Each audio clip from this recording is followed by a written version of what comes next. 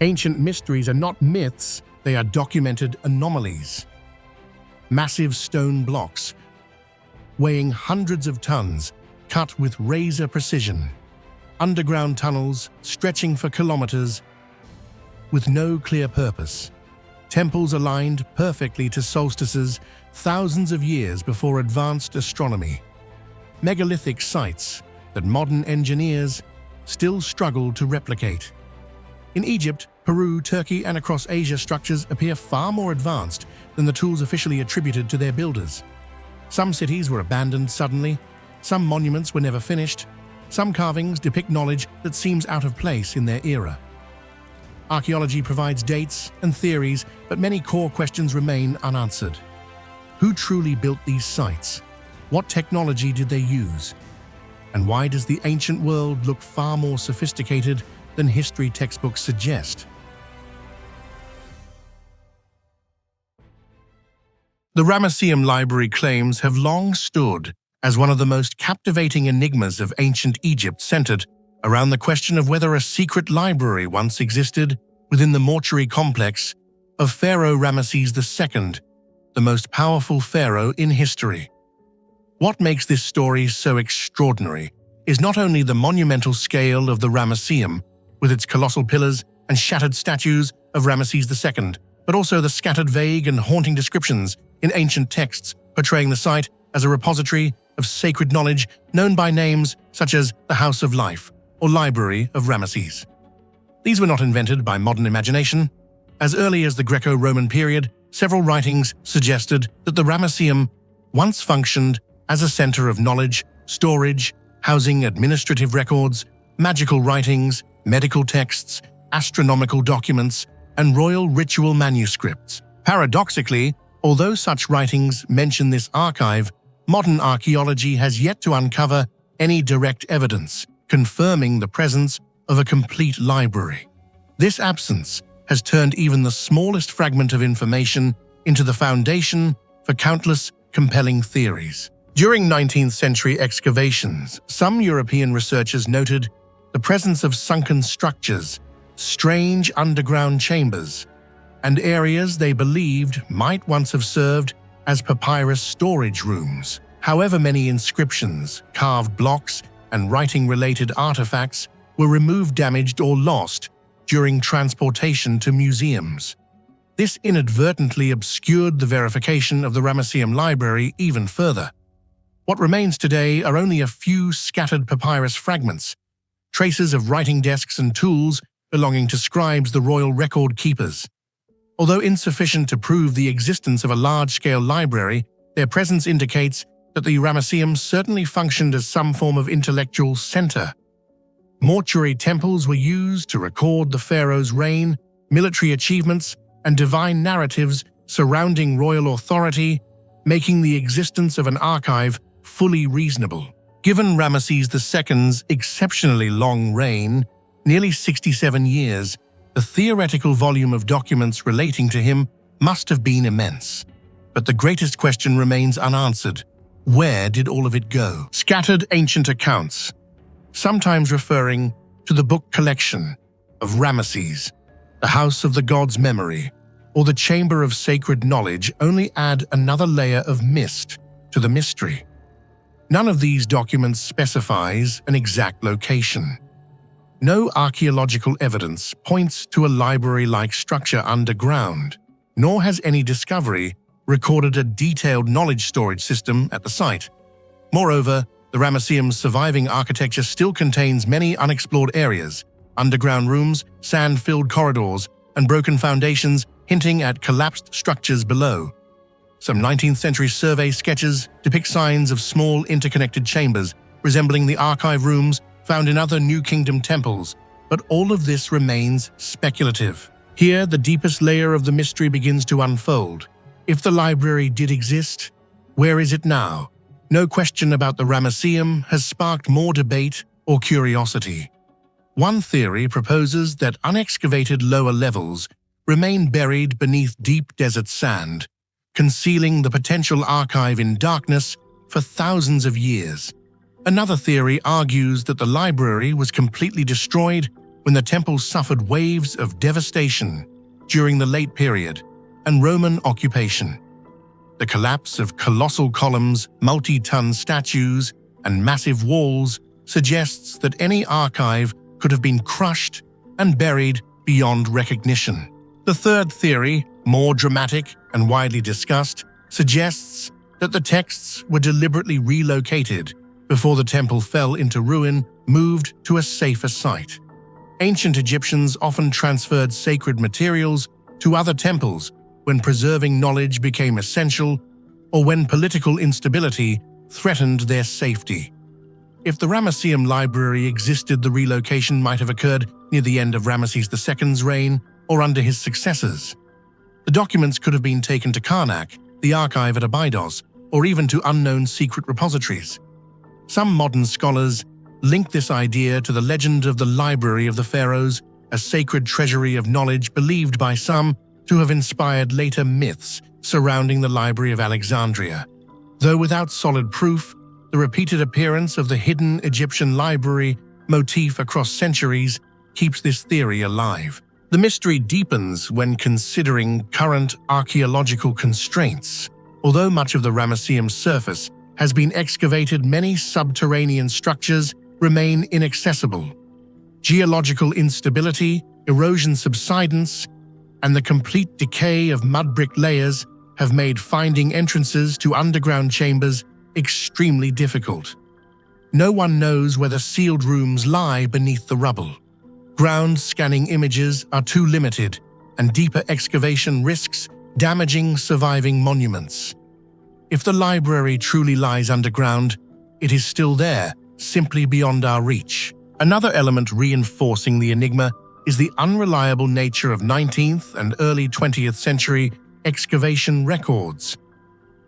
Some explorers reported seeing inscribed stone blocks or small interlinked rooms without documenting their exact locations.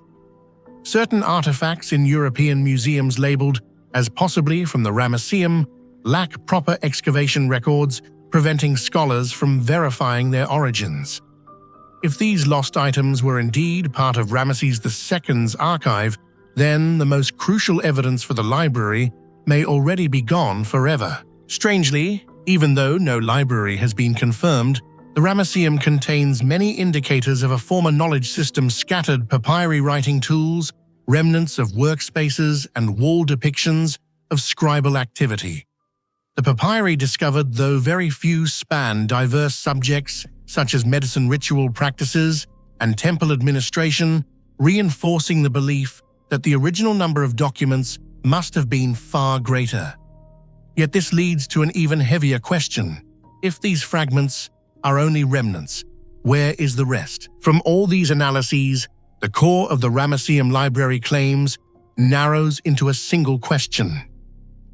If the library truly existed, how did it disappear? Was it buried, relocated, destroyed, or hidden somewhere we have never imagined? Perhaps the answer lies beneath deep layers of sand, within collapsed underground chambers, or in another temple far from the Ramesseum. It is also possible that the library never existed as a physical space, but rather as a symbolic reference to a center of ritual and knowledge linked to Ramesses II. Yet the most certain truth is this: the question, where is it, remains one of the most compelling unsolved mysteries of ancient Egypt, and the Ramesseum's silence only deepens its aura, cementing it as one of the most haunting and captivating archaeological legends of all time. On the peak of Mount Bouvray, in today's Bourgogne region, the remnants of Bibracte, once the mighty capital of the Aedui tribe, lie silent, like a whisper from the past. It was one of the most prosperous Oppida fortified cities of the Celtic world, a place where commerce, metallurgy, religion, politics, and military strategy converged. Yet what makes Bibracte one of archaeology's greatest mysteries is not merely its scale, but the unanswered question: why was a leading urban center completely abandoned at the height of its prosperity? There was no war, no destruction, no evidence of gradual decline. Only a sudden disappearance, silent and full of suspicion. The city's remaining structures hold layers of clues, but each answer only opens a larger question, pushing researchers deeper into uncertainty. In your opinion, what truly lies behind the mysterious disappearance of Bibracte? Share your thoughts in the comments below. The abandonment of Bibracte in the 1st century BCE coincides strangely with the Aedui constructing a new city Augustodunum, which later became Autumn. But no ancient document explains the reason for the relocation. Some Roman historians described the Aedui as loyal allies, suggesting the move might have been voluntary, meant to take advantage of a more favorable location for trade and agriculture. However, many archaeologists argue that too many unusual factors occurred simultaneously. The new city was built almost immediately. Numerous Bibracte structures were left unfinished, and although there were no signs of war, there were indications that people left very quickly, as if under administrative pressure rather than by choice. This leads many scholars to theorize that after Julius Caesar conquered Gaul, Rome subtly required the Aedui to abandon their mountain stronghold, which was too difficult for Rome to control, and replace it with a lowland city, better suited for military and commercial oversight. But this remains speculation, as no Roman administrative record confirms such coercion. What makes the mystery even more intriguing is the scale and sophistication of Bibracte. The city spanned hundreds of hectares, with residential zones, metalworking areas, ritual spaces, assembly buildings, and paved roads. That such a city was abandoned without signs of natural decline is difficult to explain. However, the feature that astonishes archaeologists the most, and the core of Bibracte's mystery, is the Murus Gallicus defensive system, considered one of the most extraordinary engineering achievements of the Celtic world. As described by Caesar in Commentarii de Bello Gallico, the Murus Gallicus was a wall that was both flexible and solid, nearly impervious to contemporary siege techniques. It consisted of 3 layers large stone blocks. On the exterior, a tightly interwoven wooden framework inside, and long metal fasteners, mainly iron nails, binding the structure together. What made this technique ahead of its time was its combination of 2 seemingly opposite properties, rigidity and elasticity. When attacked by Roman siege engines, the wall did not shatter like pure stone walls. Instead, it absorbed impact through the internal wooden frame, making it far more difficult to breach. The technique was so complex that early Roman engineers could not understand how the Celts managed to construct such massive fortifications atop a high mountain.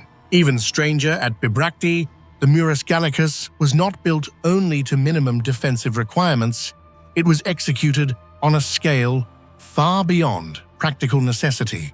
Some sections were so thick that no one knows how ancient builders transported such vast amounts of wood and stone to the summit.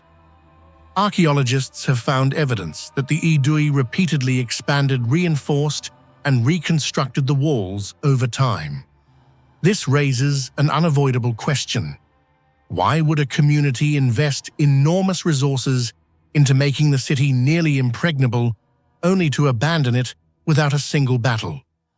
This contradiction has fueled numerous debates. Some scholars believe the walls were too massive and therefore too expensive to maintain, and that under Roman influence, the Aedui recognized that economic trends favored lowland urbanization suited to wider trade networks. However, this does not explain why they did not maintain at least part of the population there, or repurpose Bibracte as a fortress.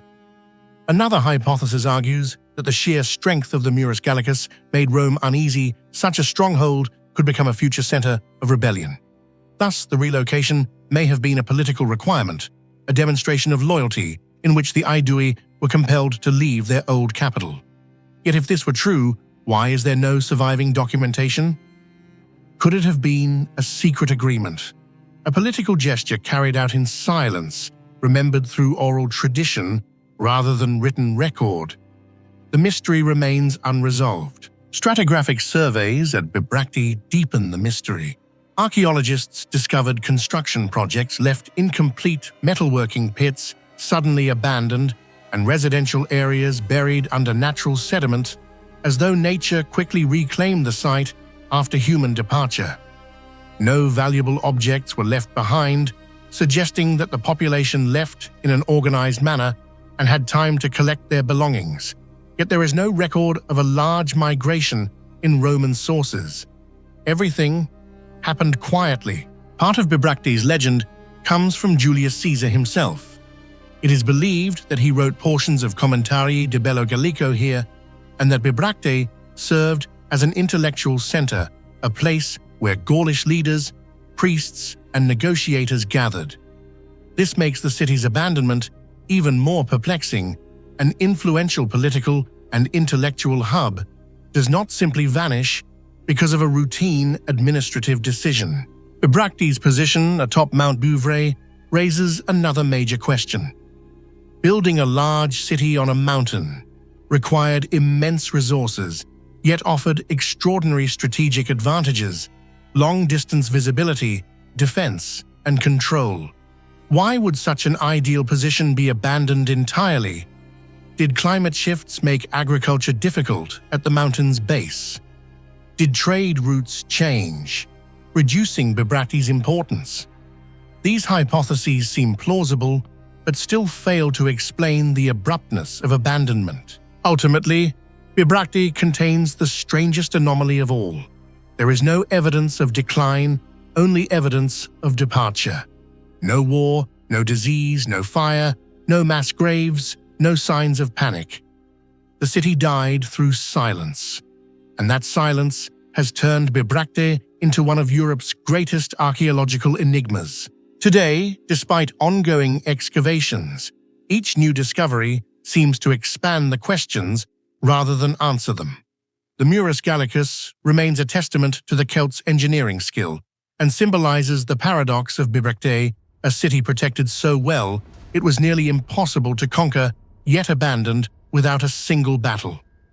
Those walls still stand quietly in the forests of Bouvray, embodying a civilization both powerful and fragile, one capable of building ahead of its time, yet leaving no explanation for its own disappearance.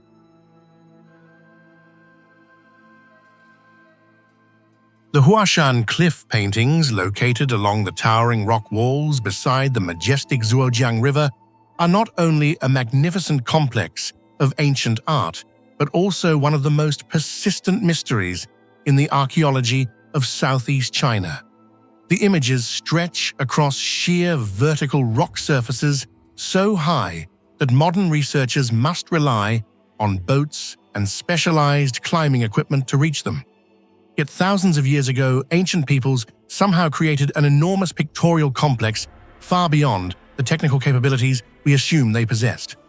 Scholars still struggle to explain how they climbed such impossible heights, how they designed a panoramic layout on such terrain, and most importantly, how they produced a red pigment so eternal that it remains unfaded across the span of ages. Despite endless tropical rains, relentless humidity, moss, and mineral runoff washing over the rock face for millennia, that crimson color continues to blaze like a declaration defying time itself. What do you think allowed ancient people to create a red pigment that could withstand the passage of time? Share your thoughts in the comments below. These colossal paintings, most between 1 and 3 meters tall, portray ancient rituals, human figures with raised arms in ceremonial postures, animals, warriors, spiritual symbols, masks, and enigmatic geometric shapes. All are oriented toward the river, as though the flowing water were an audience, or perhaps a portal connecting the world of the living and the unseen. With over 2,000 images, this complex stands among the most extensive rock art sites in Asia. Yet despite its monumental scale, the true purpose behind its creation remains speculative. The ancient Luo Yue people are believed to have been the artists, but no surviving records explain why they produced such vast and solemn imagery. What perplexes scientists most is not the content of the paintings, but the unwavering crimson that refuses to fade a mysterious pigment formula that has endured more than 2,000 years without peeling, dulling, or dissolving. In archaeology, few pigments possess such extreme resilience. In most ancient cultures, colors inevitably erode with time. Yet, at Huashan, the red remains as vivid as if painted only decades ago. Researchers have proposed many theories. The ancient artists may have used hematite red iron ore Mycenaean with organic binders such as tree resins, animal fats, or even blood. Chemical studies confirm traces of hematite, but its quantity and mixture fail to explain the pigment's extraordinary longevity. Moreover, typical hematite-based paint would deteriorate under the influence of moss and algae. Yet at Huashan, even when centuries of biological and mineral layers are removed, the underlying red appears intact. It is as though the pigment merged with the stone itself, becoming part of the rock's mineral structure rather than sitting atop its surface. This leads to the bold hypothesis that the ancient artists may have discovered a unique method of pigment solidification, a technique that allowed the paint to penetrate the stone and bond permanently. But no clear evidence of such a method has been found. Another strange detail draws attention. Many of the paintings lie in zones that would have been submerged by rising river levels during various historical periods. Under such conditions, ordinary pigments should have dissolved or peeled entirely. Yet Huashan's red remains pristine without the flaking patterns common at other rock art sites. This further strengthens the notion that the ancient formula was no ordinary pigment. It may have contained mineral-binding compounds or undergone heating, curing, or other chemical processes still unknown to us. In other words, the Huashan red was likely not just applied, but transformed into a structural component of the cliff itself. Some scholars propose that environmental factors contributed to the pigment's durability. The Huashan rock surfaces contain abundant oxides and silica. If the pigment mixture of hematite and organic material experienced repeated seasonal cycles of heat and humidity, a natural baking effect might have created a hardened ceramic-like layer. Yet this theory faces contradiction. Other locations with similar conditions show severely faded artwork. Thus, something else must be unique, perhaps, in the raw materials, the techniques, or the ritual processes tied to pigment preparation, which have since been lost. Cultural anthropologists offer another perspective. The red pigment may have been sacred, created using substances reserved for ritual sacrifice.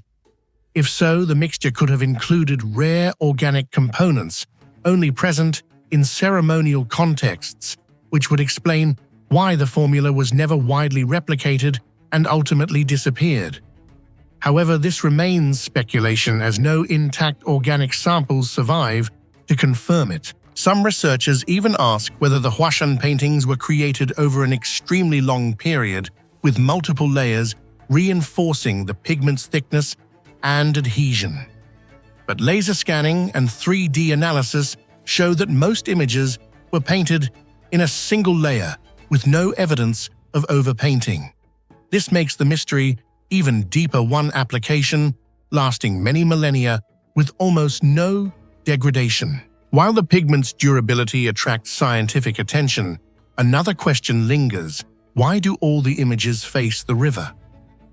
Some theories propose that the cliff served as a ceremonial stage, where priests performed rituals from boats, and the towering artwork conveyed messages to river deities. Others suggest that the paintings marked territory or recorded communal events. But if so, why make them so enormous, and why choose such dangerous, inaccessible locations instead of more functional spaces? No explanation fully suffices. Equally puzzling is the stylized depiction of human figures. Triangular heads, raised arms, wide stances, a posture remarkably consistent across the paintings, and unlike typical cave art worldwide. Some circular and spiral symbols have led modern observers to compare them playfully or speculatively to spacecraft or extraterrestrial imagery, though unsupported by science, these comparisons reflect how unusual the iconography truly is. Ironically, despite the monumental scale of the paintings, the surrounding region contains no evidence of a major ancient settlement. No large towns, ritual centers, or cemeteries have been found nearby. This raises an unsettling question: who created this ceremonial wall? And why did they leave behind no other trace of their culture except these enduring red images on stone? Not only is the pigment mysterious, but the dating of the paintings remains debated. Some studies estimate an age of around 2,000 years, corresponding to the Luoyue period. But without organic material on the rock to carbon date, other scholars argue the paintings could be far older, perhaps 5,000 or even 10,000 years old. To date, no evidence conclusively resolves this debate. For centuries, the paintings were obscured by moss minerals and algae, leaving only fragments visible. When cleaned and studied, researchers were stunned to find the color still brilliant, as if time itself had paused. This is the core of why Huashan stands as one of Asia's most remarkable technological mysteries. Why does their pigment not fade? This question echoes through laboratories, archaeological reports, treacherous cliffside expeditions, and the imagination of anyone who has witnessed the crimson glow in person. Modern attempts to replicate the pigment have failed. No contemporary sample withstands harsh environmental conditions the way the Huashan pigments do. This leads to an unsettling possibility that Huashan represents not just artistic expression, but evidence of a technical knowledge long lost, a secret locked within history, leaving only the everlasting red figures as its legacy. This is why the Huashan cliff paintings are not only a cultural heritage site, but also an intellectual challenge to modern science. Every figure, every symbol, every hardened red layer whispers of a mystery still unsolved. How was the pigment made? Why does it not fade? And what kind of culture possessed the knowledge to create a formula that even today remains beyond replication? Huashan stands amid misty mountains, gazing down at the winding river like a mirror of time, and its crimson glow, unchanged over thousands of years, reminds us that some ancient knowledge may forever lie beyond modern understanding, ensuring that the Huashan cliff paintings remain one of the most radiant mysteries of the ancient world.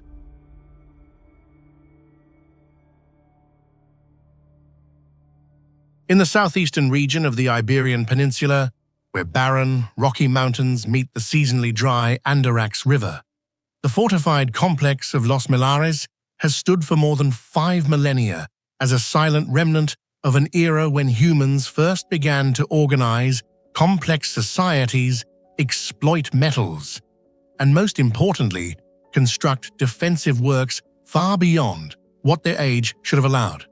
Upon its discovery, Los Millares shocked archaeologists not only because of its scale, but also because of a level of sophistication far exceeding what anyone believed an early Bronze Age community capable of achieving.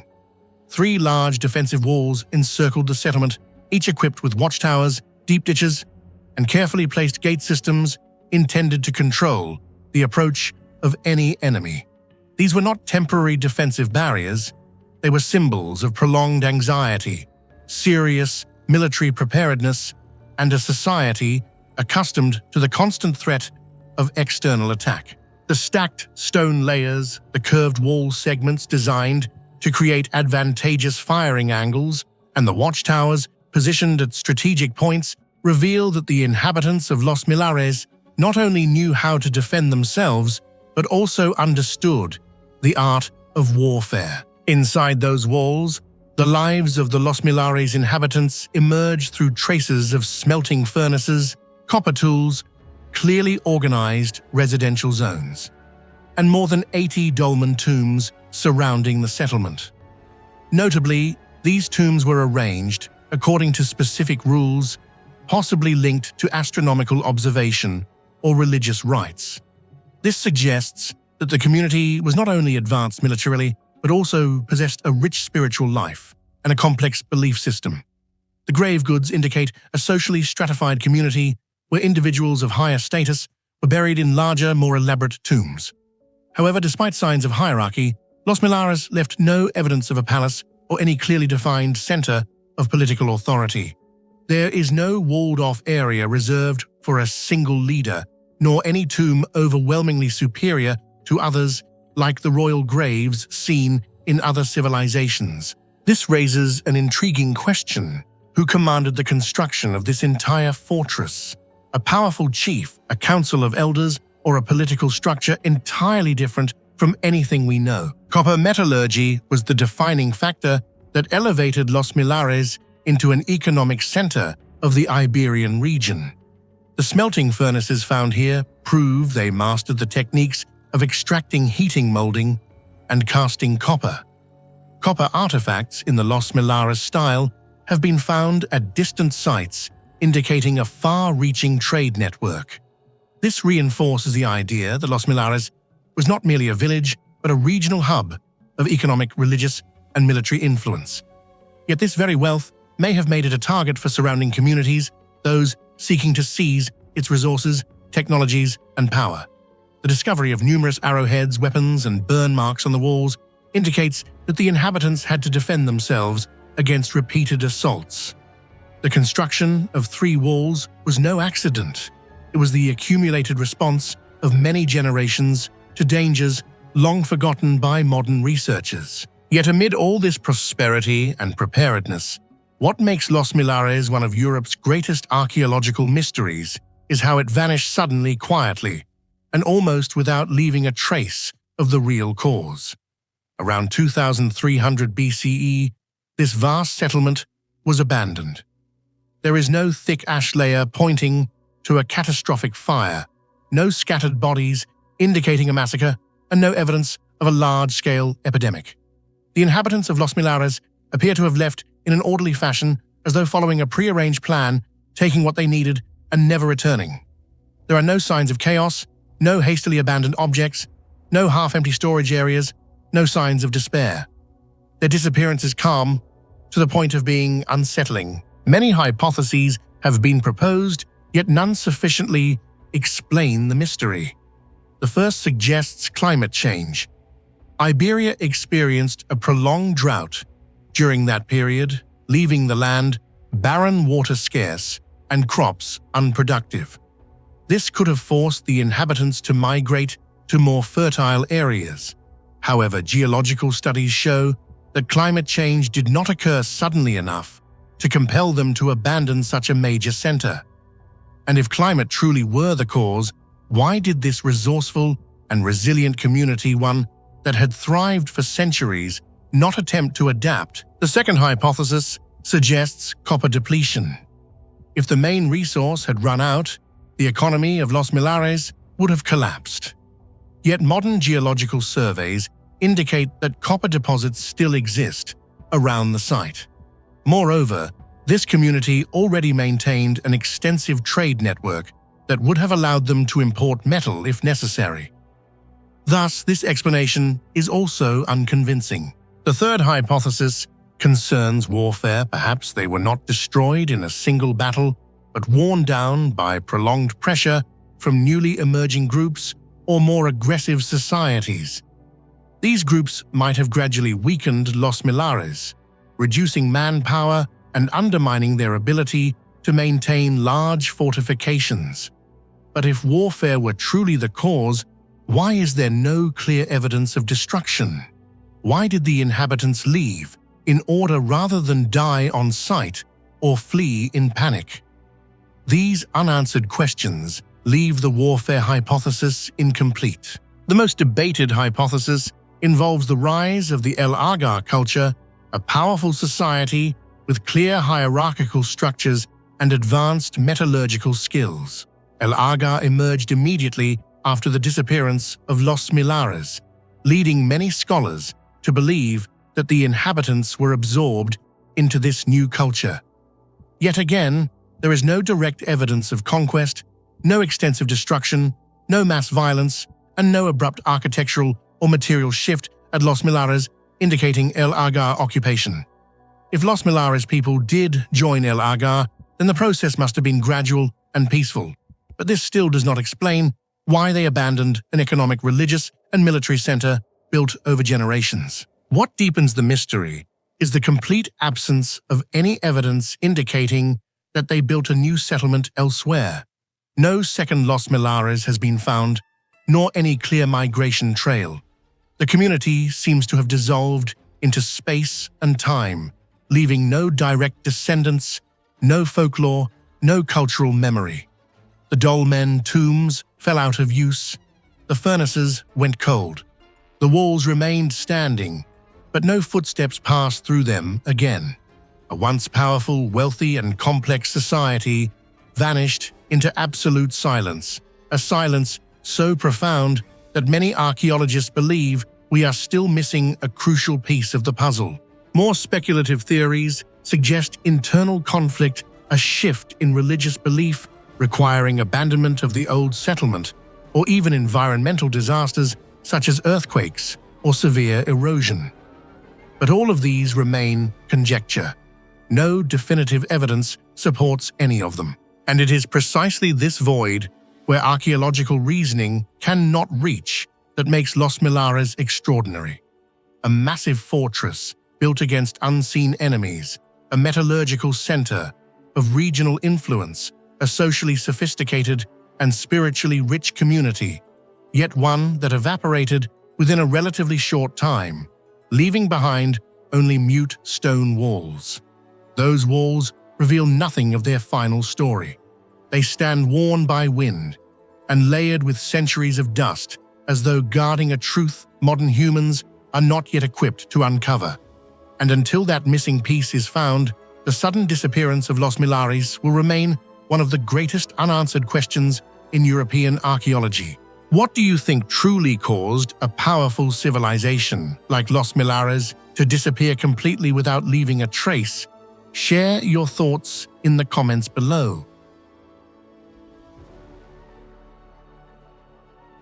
On a small island in the vast Pacific Ocean, where hundreds of Moai statues stand, gazing out toward the sea, lies a dark and distinctive chapter of Rapa Nui culture. The Birdman cult, also known by the title Tangata Manu, a ritual so strange, brutal, and extreme that almost no other ancient society ever created anything comparable. It was not merely a religious ceremony, it was the political, spiritual, and authoritative center of the entire island for centuries. But what turned it into legend was not the intensity of the Birdman competition, but rather its unbelievable ending. A massive belief system, functioning for hundreds of years, suddenly vanished almost in an instant, leaving behind a silence so profound that archaeologists and anthropologists still cannot fully explain it. What do you think caused the sudden disappearance of the Birdman cult? External forces, internal collapse, or something entirely different that we have yet to uncover? Share your thoughts in the comments below. To understand this mystery, we must trace back to the moment when the islanders abruptly abandoned the construction of Moai, their ancestral spiritual center, and transitioned to a completely different religious model, the worship of the Birdman, a figure chosen through a deadly ordeal. At the ceremonial village of Orongo, perched on the edge of the Rano Kau crater, tribes gathered annually to appoint a Hopu, warrior athlete and risk-taker, on behalf of their chief. The Hopu had to descend a sheer cliff swim across cold, shark-filled waters to Motu Nui and hide for days, waiting for the Manutara seabird to lay the first egg of the season. Whoever returned with the egg alive would elevate his chief to the status of Tangata Manu, the Birdman believed to be under the direct protection of the god Make. That image, a bare, exhausted, bloodied man protecting a tiny yet sacred egg, became deeply ingrained in the imagination of the Rapa Nui people. To them, the egg symbolized fertility, the flow of life, and the power to rebuild social order. This is why the victorious tribe gained not only political authority, but also control over resources, land, and sacred privileges for an entire year. This extreme, ambitious, and perilous ritual cycle repeated for centuries, making the Birdman cult an inseparable part of Rapa Nui society. The cliffs of Orongo bear thousands of carvings of Birdman figures. Human bodies with bird heads, flat enigmatic masks, rongo-rongo glyphs that seem to operate in a language no one remembers. The more scholars study them, the clearer it becomes that this belief system was anything but simple. It was tied to political structure, territorial control, fertility symbolism, and even the island's climate shifts and ecological crises. Orongo, with its curved stone houses, looks like a sanctuary between two worlds, a deep abyss, and the ocean before it, an expansive volcanic crater behind it. The location is so extreme that it feels as if ancient people intentionally chose the borderland between life and destruction to conduct their sacred rites. Yet amid all its grandeur, violence, and mystery, the Birdman cult ended in a way no one expected. If the Moai building civilization faded slowly, then the Birdman tradition disappeared with astonishing speed. This is the most puzzling aspect and the heart of this story. By the late 19th century, the Birdman cult still existed, though no longer in its golden age, but only a few decades later, a period far too short for a cultural system that had been stable for hundreds of years. The ritual completely disappeared. There were no more competitions, no more hopu, no more tangata manu, and no coherent memories were passed down. Orongo was abandoned, the carvings were no longer continued, and the entire belief system collapsed into an eerie silence. Many theories have been proposed, yet none truly explains why the collapse happened so quickly. Some argue that pressure from Christian missionaries was the decisive factor. They viewed the ritual as savage pagan and something that needed to be eliminated. And indeed, they banned the Birdman cult, forcing the islanders to change their religious practices. However, this alone is still insufficient to explain why the ritual vanished completely, because in many other indigenous cultures, similar rituals found ways to survive secretly or blend with new religions, while on Rapa Nui, the Birdman cult faded into absolute oblivion, as if it had never existed at all. Additionally, the 19th century population catastrophe disease, Peruvian slave raids, plundering, and internal conflicts reduced the population from several thousand to just over 100, making it impossible for such a small society to continue supporting an elaborate, strenuous, and dangerous ritual. Yet even with this explanation, the perplexing point remains: the collapse occurred too quickly, too uniformly, instead of gradually dissolving like many other rituals throughout world history.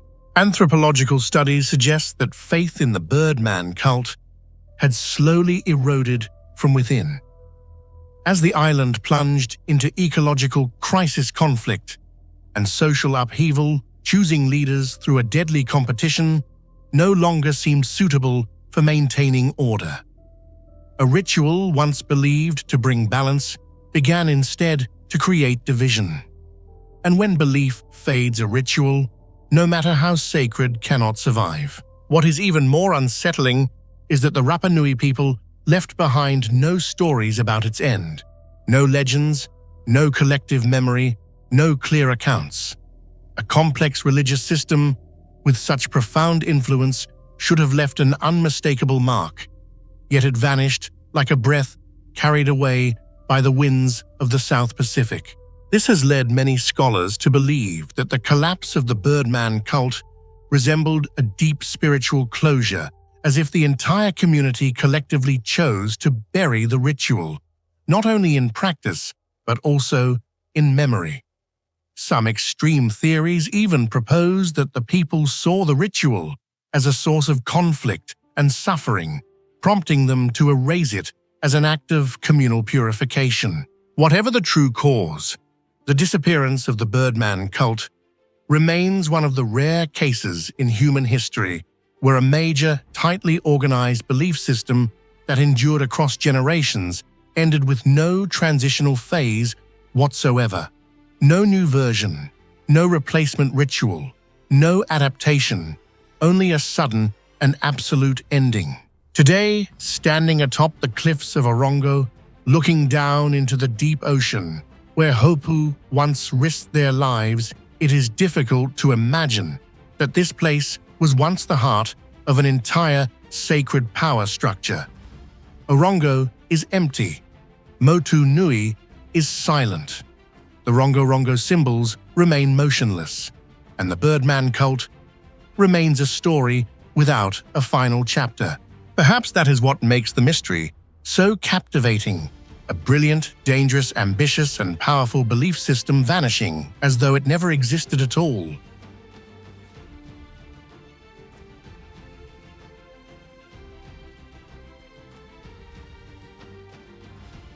When people mention the ancient city of Ephesus, they often think immediately of Marble Street, the Temple of Artemis, or the famous Library of Celsus. Yet on the slope to the right of Curates Street lies an entirely different world, one that remained almost concealed from history for thousands of years, revealing its most delicate and mysterious aspects only after excavation. This is the Ephesus Terrace houses, a luxurious residential complex for the Roman elite, often dubbed the Pompeii of Turkey.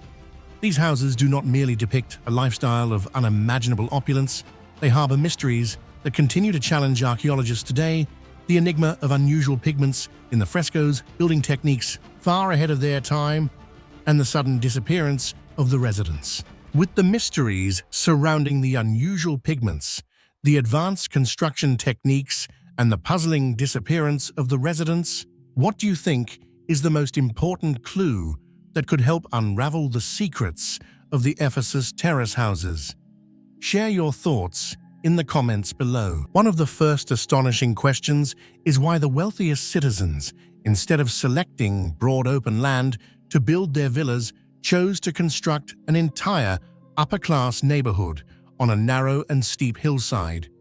Leveling the ground, reinforcing the foundations, creating terraces, and dividing the slope into multiple tiers required immense manpower planning and financial resources.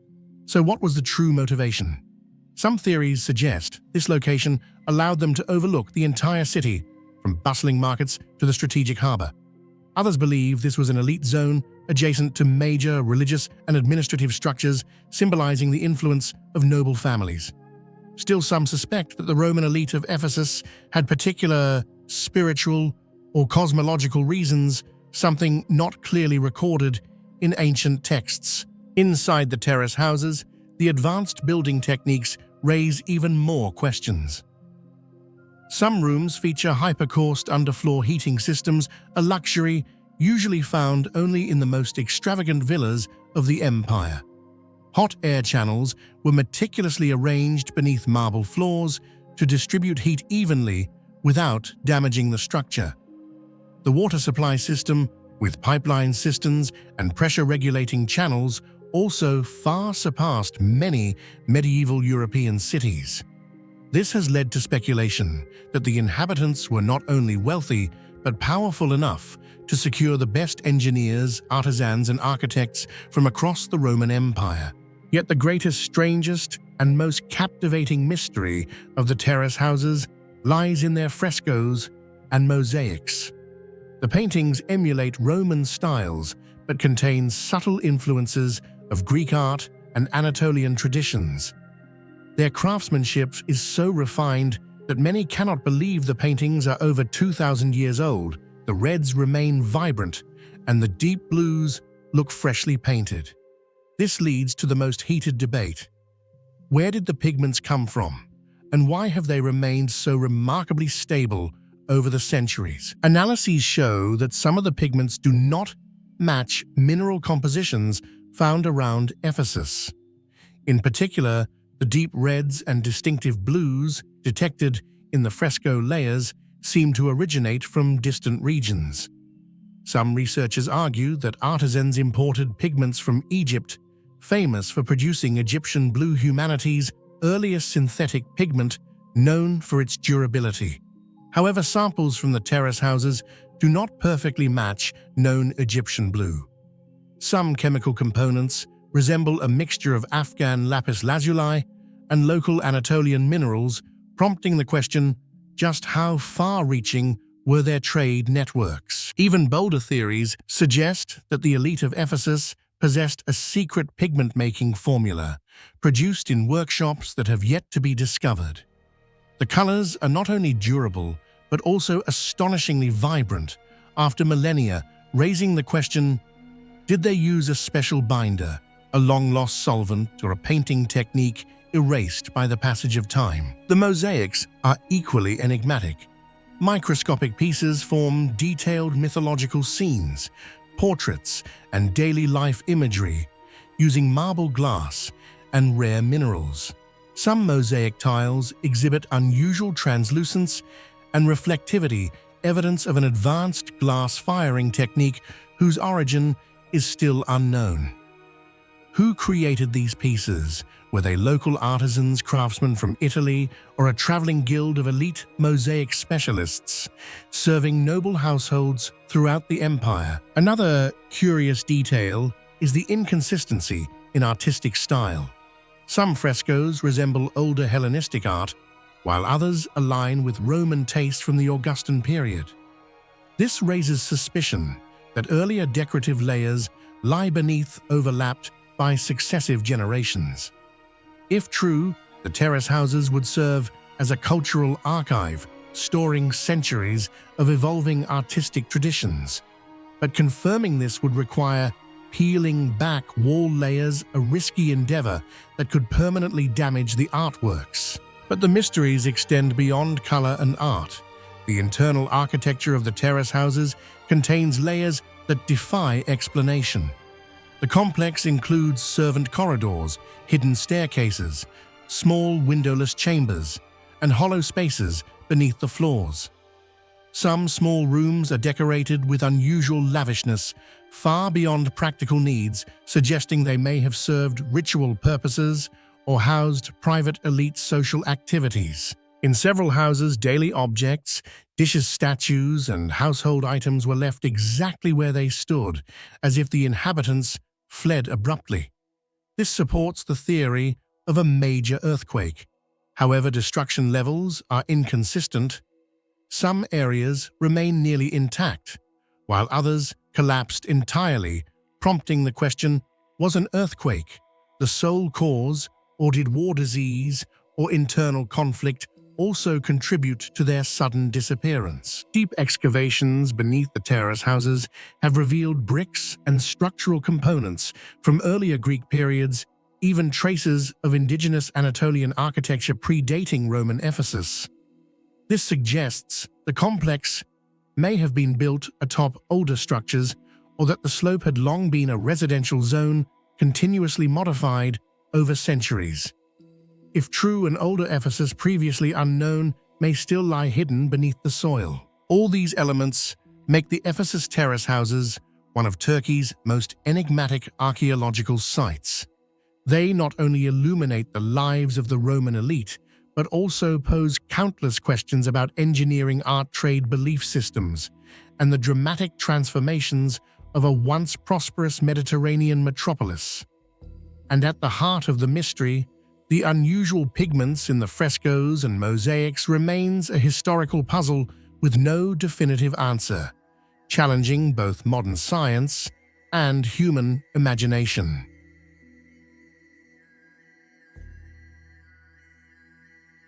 Tiddis Cliff City, nestled against the rugged cliffs of northeastern Algeria, is one of the least known ancient cities, yet holds some of the most profound mysteries of North Africa. Unlike major Roman urban centers with accessible forums, baths, arenas, and broad roads, Tiddis lies in a region that even modern humans find difficult to reach. This perilous location has led archaeologists to wonder, why would an ancient community choose such a steep and elevated place to build a city? And how could they construct such a sophisticated urban system in an environment that challenges nearly all forms of habitation? When stepping into the ruins of Tiddis today, the first impression is not its scale, but the sense that every stair wall and pathway was calculated with a deep understanding of the terrain. This leads us to the most enigmatic aspect of Tiddis, the stairways, retaining walls and pathways that appear far more advanced than what we typically attribute to ancient engineering. What do you think enabled the ancient builders to create such an extraordinarily precise system of stairways and retaining walls that seem to blend seamlessly into the cliffside? Did they possess a lost technique, or are we missing an entire chapter of history? Share your thoughts in the comments below. Unlike traditional Roman roads, which generally occupy stable flat ground, Tiddis features pathways running along slopes, winding across steep rocky ridges. Archaeologists have noted that each stone step was carved in a very specific way, matching the natural incline of the landscape, forming steps so solid they almost blend into the mountainside. There is no excess or shortage of materials, no signs of crude patchwork. Everything appears as if it were part of a coordinated blueprint. A major question arises: how did ancient builders measure slopes, calculate gravitational loads, assess structural strength, and design drainage systems without modern measuring tools? The stone retaining walls lining the stairways display an engineering sophistication far beyond their time. They were not constructed for show, like Roman fortifications, but were tightly assembled to stabilize the mountainside, prevent erosion, and create habitable terraces. Some walls feature alternating layers of large and small stones, forming a force-locking technique, something seen in other ancient civilizations, but usually in military or monumental architecture. In Tiddis, this method appears in narrow pathways where only a few people can pass at once. This suggests that the builders of Tiddis were not merely masons, but individuals with an extraordinary understanding of geological structure. As one moves deeper into the city, the pathways become even more astonishing. Some are carved straight into the cliff, as if ancient builders had used a hard, precise tool capable of slicing through rock vertically. Other pathways curve perfectly to avoid large boulders or follow the contour of the mountain. Drainage, an essential factor in cliffside architecture, was meticulously planned.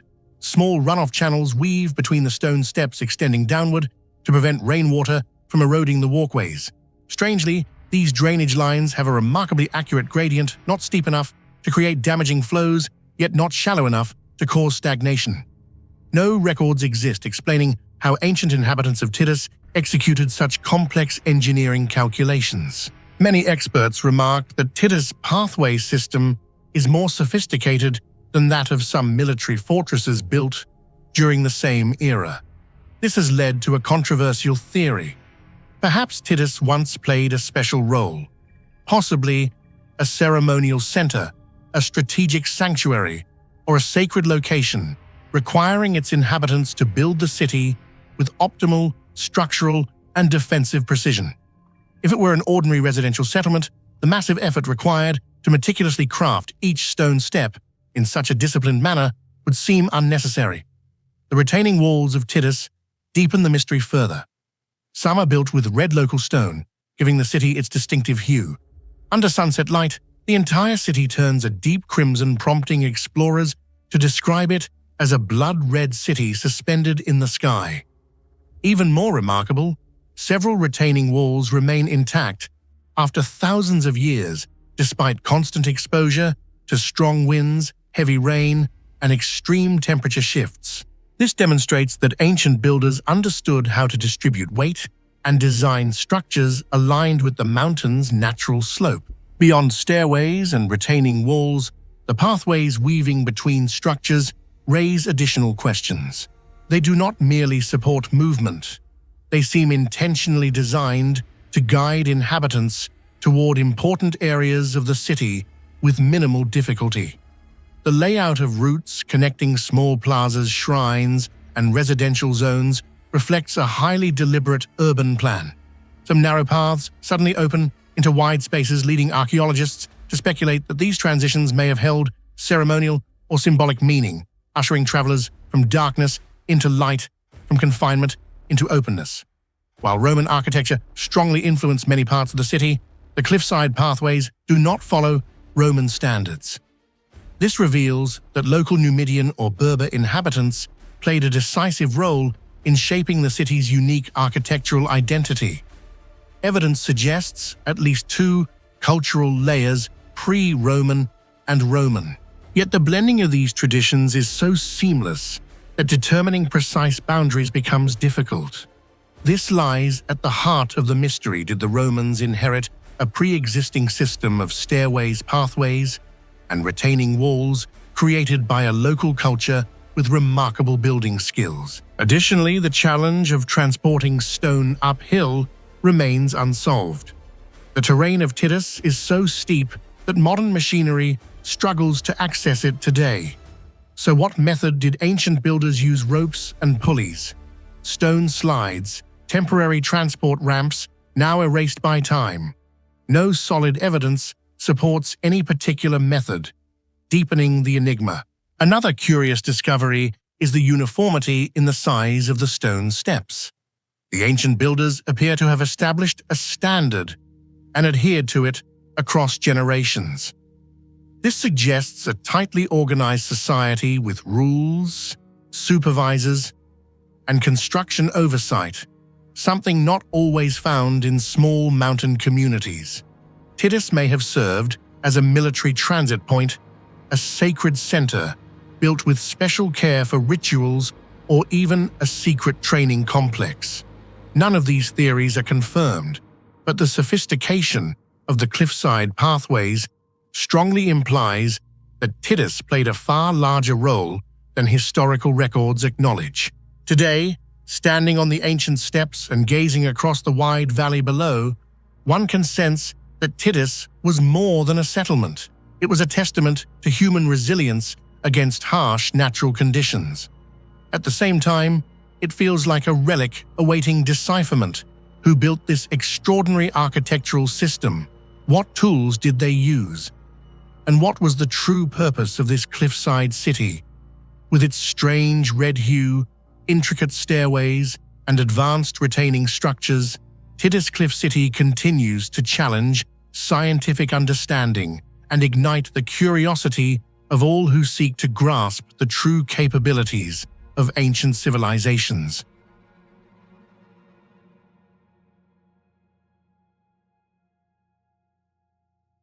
The Saqqara Serapium sarcophagi have long been regarded as one of the most mysterious constructions of ancient Egypt, not only because of their deep underground location or the perplexing tunnel system, but above all, due to the existence of colossal granite sarcophagi crafted with near supernatural precision. Stepping into the Serapium feels like encountering a paradox that transcends time. Massive coffins weighing tens of tons, carved from some of the hardest stone on Earth, yet hollowed out, flattened and angled with a perfection that leaves modern engineers astonished. Although traditionally explained as burial chambers for the sacred Apis bulls, the almost absurd sophistication of their workmanship has led many to believe that their true purpose far exceeds what the historical records suggest. However, the greatest, deepest, and most controversial mystery remains the question: what technology did the ancient Egyptians use to hollow out stone blocks weighing over 100 tons with industrial-level precision at a time when hardened metal tools, high-speed cutters, or rotary abrasive technology are believed not to have existed? In your opinion, what kind of technology could have allowed the ancient Egyptians to hollow out these massive granite blocks with such incredible precision? Share your thoughts in the comments below. Huashan granite, the material used for most of the sarcophagi, is only one step below diamond in hardness on the Mohs scale. So how could the Egyptians, with copper tools and flint, hollow such a stone block from the inside out without fracturing it under such minimal conditions? They not only carved out enormous interior chambers, but also produced inner surfaces that are nearly perfect planes with deviations measurable only in fractions of a millimeter. In several modern surveys, engineers used steel rulers and laser light to assess flatness. The The results showed that many surfaces reflected light like a stone mirror, something achievable only when a surface is ground with high-speed rotational tools and stable pressure. So what allowed the ancients to perform such feats? What tools could create nearly perfect right angles deep within a confined dark interior? Cut marks on the stone, when analyzed, reveal signs of consistent rotary movement, suggesting tubular drilling, but with forces and speeds far beyond any known tools from that era. Some hypotheses propose that the Egyptians used a type of bow saw combined with quartz sand as an abrasive, but such a method cannot produce the smoothness observed today, let alone hollow deep interiors, while maintaining the flatness of all four inner walls. The mystery grows even deeper when considering the size of the sarcophagi. Each weighs between 70 and more than 100 tons, with the lids adding another 20 to 30 tons. Hollowing a stone of this magnitude requires perfect control of force, since even a slight miscalculation could cause internal fractures. If the Egyptians used manual force, they must have had a level of calculation and measurement technique far beyond what we currently attribute to them. If they used thermal methods such as heating and rapid cooling, the granite would naturally crack along irregular lines, producing rough surfaces and making perfect corners impossible. Yet what remains in the Serapium is smooth, sharp, and precise to a degree that suggests mechanical tools. To this day, no laboratory has successfully recreated the full hollowing process of these granite sarcophagi under New Kingdom conditions without high-level mechanical technology. As a result, the mystery of the manufacturing technique continues to elude scholars after centuries of research. Not only is the hollowing process bewildering, the act of transporting these massive sarcophagi into underground tunnels defies logic. The corridors of the Serapium are narrow, with no section wide enough for a giant wheeled platform, assuming such wheels even existed. The floor shows no signs of heavy dragging consistent with traditional sled methods. This has led many to suggest that the sarcophagi may have been placed before the tunnels were fully excavated, meaning the Egyptians planned and dug the passages around these colossal stones, a process requiring logistical expertise far beyond what is typically attributed to the era. Yet an even stranger question arises: if they truly executed such a complex operation, why is there no record in any surviving historical text? And why are the sarcophagi nearly all empty, lacking bull remains proportional to their size, and missing the ritual inscriptions characteristic of sacred burials? This weakens the Apis bull burial hypothesis and forces scholars to seek more convincing explanations. Returning to the core question, how were the interiors hollowed? Some experts propose a rotary technology, using inertial force where a team operated a large grinding drill. However, drilling deep into granite with a wide diameter while maintaining precision without excessive vibration is nearly impossible. A small error would cause wobbling, producing uneven drill paths or ridged surfaces. Yet the sarcophagus walls are smooth, like ceramic. This indicates the use of a highly stable tool, something hand-powered technology lacks. Other researchers suggest that specially treated copper, combined with quartz abrasive, may have functioned as a powerful cutting tool. But this method can only work on small surfaces and cannot scale to the massive hollowed chambers inside the sarcophagi. Additionally, quartz sand abrasion always produces visible rough grooves, completely unlike the polished surfaces observed. Another often overlooked detail is that the inner walls are not only smooth, but uniformly thick. This means the craftsman needed to know the exact depth at which to stop carving to keep the wall thickness consistent on all sides. With blocks weighing tens of tons, measuring depth from the outside while lacking scanning tools or acoustic imaging seems unimaginable. Yet the Egyptians achieved it, or at least the results indicate so. This uniformity has led some experts to suggest that the ancients may have used a form of resonance-based measuring tool or acoustic depth detection, tapping the stone to detect tonal differences. However, even this method lacks the precision evident in the Serapium. Some researchers argue that the sarcophagi were produced using a far more advanced technology belonging to a lost civilization predating Egypt, with the Egyptians inheriting the artifacts. Others suggest that the sarcophagi may have been created by a specialized guild whose knowledge was never widely shared or documented, something not unheard of in ancient history. Yet in the case of the Serapium, the level of craftsmanship is so extreme that this theory remains highly controversial. Another hypothesis claims the sarcophagi were not carved but cast using a geopolymer material.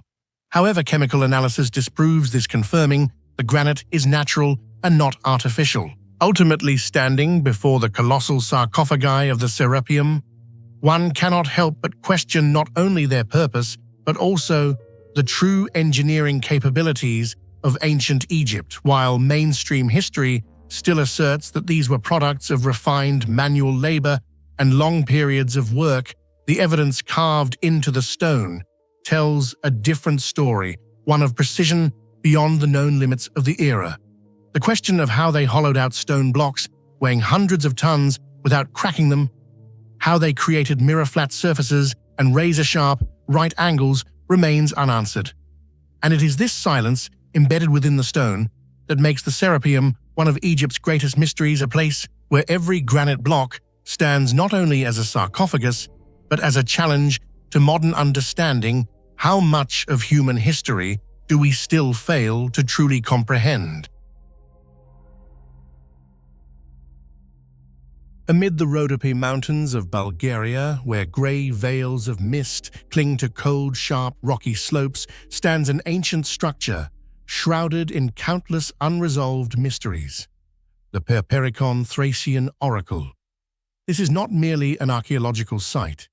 It is a ritual labyrinth, a religious fortress, a prophetic center, and above all, a testament to ancient technologies that seem far ahead of their time. From afar, Perperikon appears like a massive natural rock formation, but once one steps inside, a startling realization emerges: the entire structure was carved directly out of the mountain itself. Every staircase, corridor, sanctuary chamber, and stone throne, not assembled from blocks, not constructed from masonry, but hewn from solid bedrock, with a precision that borders on the inexplicable. What do you think enabled ancient people to carve an entire complex directly into the mountain with such astonishing precision? Share your thoughts in the comments below. Many researchers believe this was once the sacred prophetic center of the Thracians, where kings and priests sought divine messages. Faint ancient accounts even claim that Alexander the Great and Roman Emperor Augustus received prophecies here. Yet Perperikon still holds countless historical voids. We do not know which deity was truly worshipped, how prophetic rites were performed, or why the structure demonstrates a level of technical sophistication far beyond what traditional understanding attributes to the era's stoneworking abilities. But the greatest, most debated, and most confounding mystery is Perperikon's monolithic stone architecture, a system carved directly from the mountain with a scale surpassing any other known Thracian construction. These are not stone blocks transported from elsewhere, nor walls assembled from cut stones. Everything is seamlessly connected to the natural bedrock, as if some force had sculpted the entire mountain into a colossal ritual complex. The sanctuaries, with their nearly perfect flat surfaces, the deep and evenly cut ritual channels, the stairways shaped from single continuous slices, and the long corridors carved straight into the rock, all raise a question. No archaeologist has fully answered: what tools did the Thracians use to achieve such precision? Excavations reveal no traces of iron tools capable of cutting stone with such straight and sharp surfaces. The bronze or crude iron axes of that era could not have produced the smooth, almost machined quality seen here. This lends Perperikon the aura of a structure born from technologies not belonging to its supposed time period. One of the most perplexing areas is the fire and wine ritual chamber, where the Thracians performed prophetic rites by burning sacrificial wine. The floor of this chamber is flattened to an unbelievable degree, as if polished, using industrial vibration or grinding technology, something no known civilization of that period possessed. Surrounding it are narrow, deep channels flowing in unusual curved patterns, possibly designed to guide wine or blood during sacrificial ceremonies. Their uniformity has caused scholars to question, is this truly human craftsmanship, or the remnant of a technique now lost to history? Some speculate that the Thracians might have used firewater or thermal softening to work the rock, yet no evidence suggests they possessed such advanced mastery of heat treatment. Venturing deeper reveals a vast ritual urban complex composed of palaces, temples' corridors, and a throne room. More astonishingly, the entire layout seems oriented along a solar axis, implying that the Thracians engaged in precise astronomical measurements to position their ritual chambers. For a remote mountain culture to integrate architecture, astronomy, and religious function into one unified system remains something modern scholarship cannot fully explain. The perfectly flat surfaces, accurate right angles, and ritual channels evoke the image of a society with far greater technical expertise than what has been found at other Thracian sites. What shocks researchers most is that there are no constructed walls. Every surface was carved directly from the mountain itself, showing no sign of assembly. This means any mistake during the carving process would have been irreversible. Yet the architecture displays virtually no errors. Why did they choose the hardest possible construction method? And how did they measure and cut rock with such precision in the rugged terrain of the Rhodope Mountains? Many specialists compare Perperikon's stoneworking techniques to those of ancient Peru or Crete, places also noted for their inexplicably advanced megalithic craftsmanship. Another layer of mystery emerges when examining the floors and staircases. Some steps have angled cuts so smooth they resemble machine-made surfaces. Ritual platforms stretching for tens of meters remain entirely seamless, indicating that the area was carved from a single continuous mass of rock. Some deep channels may have been designed to measure the flow of liquids for divination, yet their widths are uniform to the millimeter, something nearly impossible to achieve with ancient hand tools. The technical disparity becomes astonishing when comparing Perperikon to other Thracian sites, which are mostly stone-piled tombs, tumuli, or simple fortresses. Why and how did the Thracians at Perperikon produce a monolithic stone city so advanced relative to their known capabilities? Did they possess a highly specialized artisan class? Did they inherit technologies from a civilization even older one that vanished before recorded history? Several archaeologists consider the possibility that Perperikon was already a sacred site in the Bronze Age, or earlier, gradually expanded by successive cultures who added their own layers of architecture and ritual. Cultural strata at Perperikon, Bronze Age, Thracian, Hellenistic, Roman, and Byzantine reveal that the site remained sacred for millennia. Yet a fundamental question lingers: who built the earliest monolithic foundation? There is no direct evidence identifying the original builders, and the deepest layers appear more technically advanced than the later ones. This suggests that the oldest parts may belong to a very ancient, long-lost civilization, leaving behind a structure that subsequent cultures merely adapted and reused. Ritual evidence deepens the mystery. Some altars contain channels running straight from their centers to the edges, possibly for sacrificial blood or wine. No surviving texts describe these ceremonies. How the priests interpreted omens through fire evaporation rates or flowing liquids has entirely disappeared with time. Even the functions of many chambers remain debated. Were they ritual halls, repositories of sacred objects, or trance-inducing spaces? The more scholars study Perperikon, the more one truth becomes undeniable.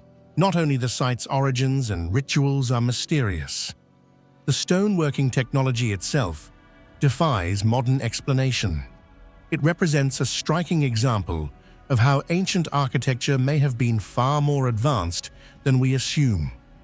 Perfect flat surfaces, sharp right angles, and finely carved ritual grooves all surpass what is expected from the simple tools known to have existed. Even after decades of research, the Perperikon Thracian oracle remains one of Europe's greatest ancient enigmas.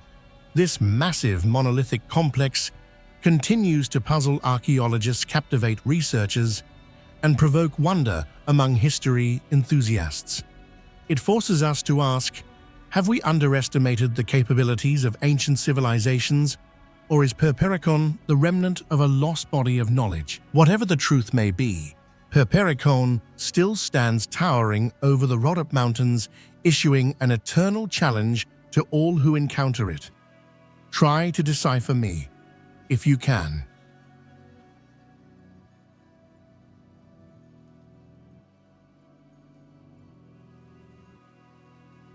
The Mycenaean shaft graves are regarded as one of the most astonishing material archives in Greek archaeology, not only because they reveal the image of an extremely wealthy warrior aristocratic class around the 16th century BCE, but also because every detail within these grave pits hints at major mysteries surrounding the origins, techniques, rituals, and formation of power in Mycenaean civilization.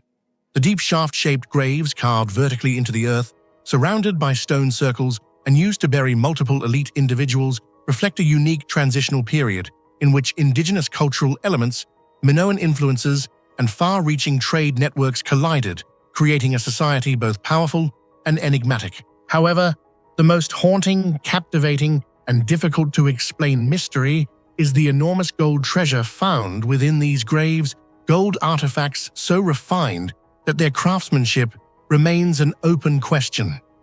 Gold masks, elaborately decorated swords, gold cups, jewelry, and countless precious items reveal a level of metallurgy and artistry far beyond what scholars once believed existed during the early Mycenaean period.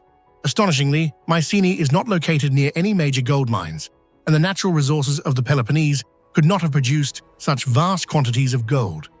Thus, the question, where did the gold come from, becomes the centerpiece of scholarly debate. Some theories propose that the Mycenaeans imported gold from the Balkans, Anatolia, or Egypt through long-distance trade networks, but the evidence remains inconclusive. Recent isotopic analyses suggest the gold may have originated from multiple sources, indicating that Mycenae participated in a far more extensive exchange network than previously imagined.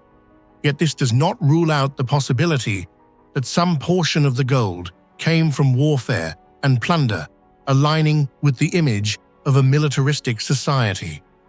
Moreover, the craftsmanship of the gold masks, especially the one Heinrich Schliemann famously called the Mask of Agamemnon, adds another layer of mystery.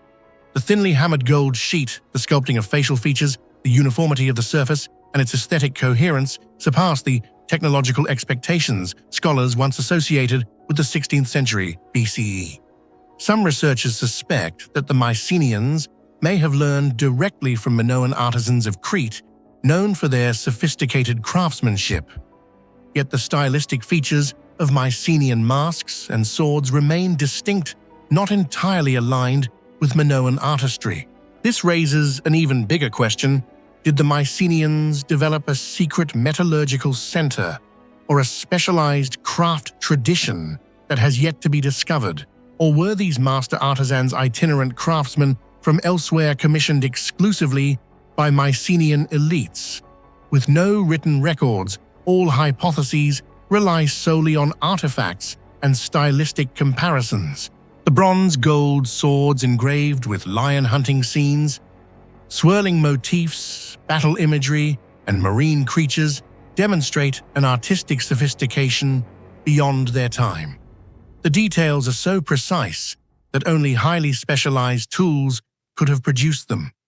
Yet archaeology has found almost no complete sets of artisan tools from the Mycenaean period.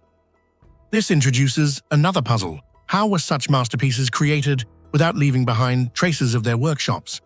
It is possible that the workshops once stood within the original palace complex of Mycenae and were destroyed during later reconstructions, or they may have been located elsewhere and remain undiscovered. Regardless, the gold treasure within the shaft graves stands alone, as proof of a technological pinnacle that the surrounding archaeological context cannot adequately explain. The sheer quantity of gold placed into each grave adds even more mystery. This indicates that the deceased were not merely powerful individuals, but political symbols of great significance. If the gold had been imported from distant lands, burying it with the dead would be a highly ritualistic decision, expressing absolute wealth and sovereign authority. But if the gold were obtained through warfare, using it to craft grave goods would reflect a culture that glorified military might. In either case, gold was not merely a valuable material, it was a symbol of power lineage and untold stories passed down through generations without ever being recorded. The treasure trove, with its implausibly diverse styles and techniques, also suggests that Mycenaean society engaged in cultural exchange on a much broader scale than previously assumed. Certain jewelry motifs resemble Egyptian styles, some animal designs show Levantine influence, and many decorative patterns reveal ties to Crete.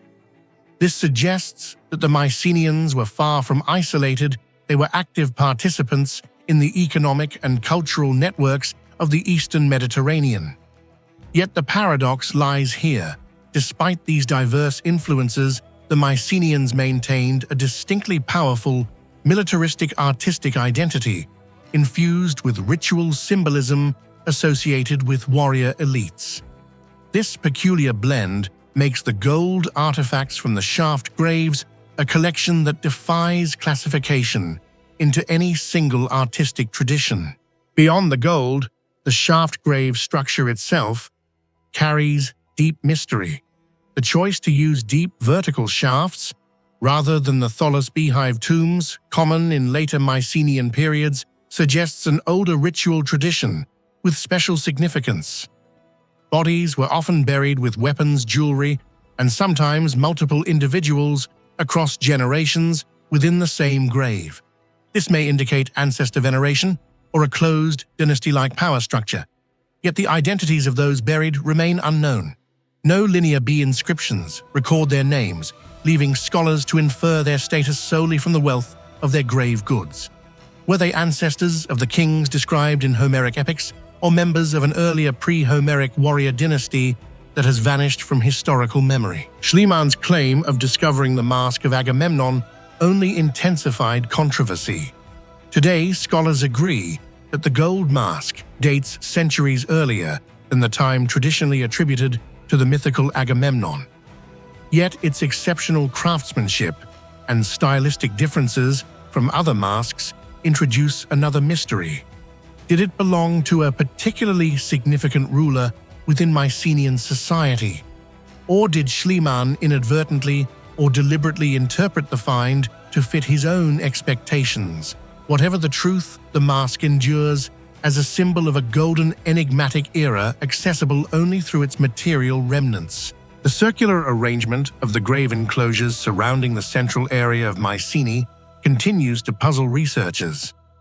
Their near-perfect symmetry and intentional placement have prompted some to propose links to astronomical observations or royal ritual structures.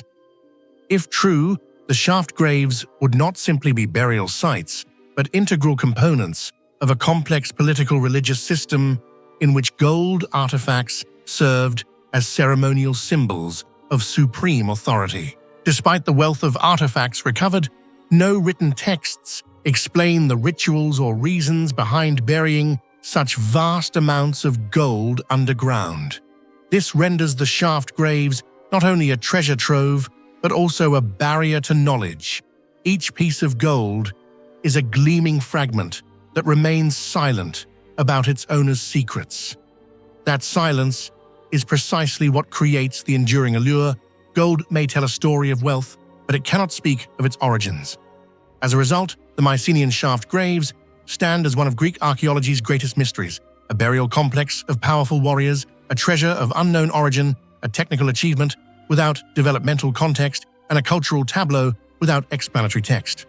Together, they form an immense void of knowledge, in which the more we study, the more we realize that gold is not the brightest element.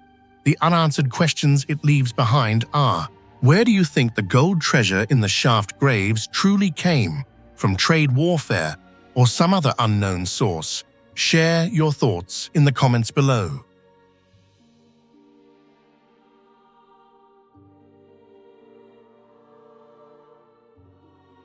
The Quelap sarcophagi of Karajia are among the most fragile yet untouchable monuments in the entire Andes, a place where whenever one looks up at the giant human-shaped figures standing motionless on sheer cliffs, the first feeling is not reverence but bewilderment. The sarcophagi, over 2 meters tall, sculpted in human form, with symbolic faces and elongated bodies, were erected in locations with no paths, no construction platforms, and no traces of any support system for transportation. The Chachapoya, called the warriors of the clouds because they lived in mist-shrouded forests, left behind no writing to explain why they chose such perilous cliffs as resting places for the dead. Yet this silence itself makes Karajia an unresolvable mystery, a testament to the creativity and structural ingenuity of an ancient civilization that we have only begun to understand. What do you think allowed the Karajia sarcophagi, made only from clay straw and organic materials, to remain standing for centuries against storms and earthquakes?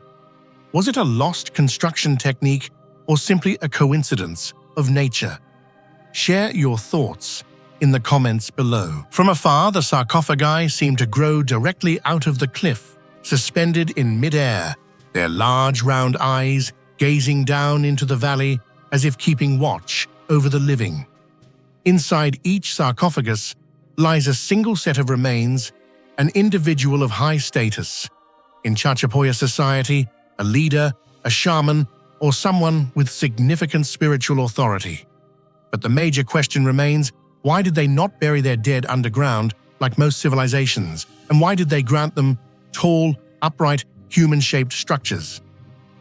This appears to reflect a belief that ancestors must remain above to observe and protect their land, or that the dizzying heights represented a threshold between the realm of the living and that of the divine. However, all of this remains speculation. No texts or religious symbols survive to confirm it. One of the most distinctive aspects of Karajia is its hybrid form, part statue, part sarcophagus, part spiritual effigy. The heads of the sarcophagi are exaggerated, with large engraved eyes and thin lips often expressionless, yet carrying an air of deep authority.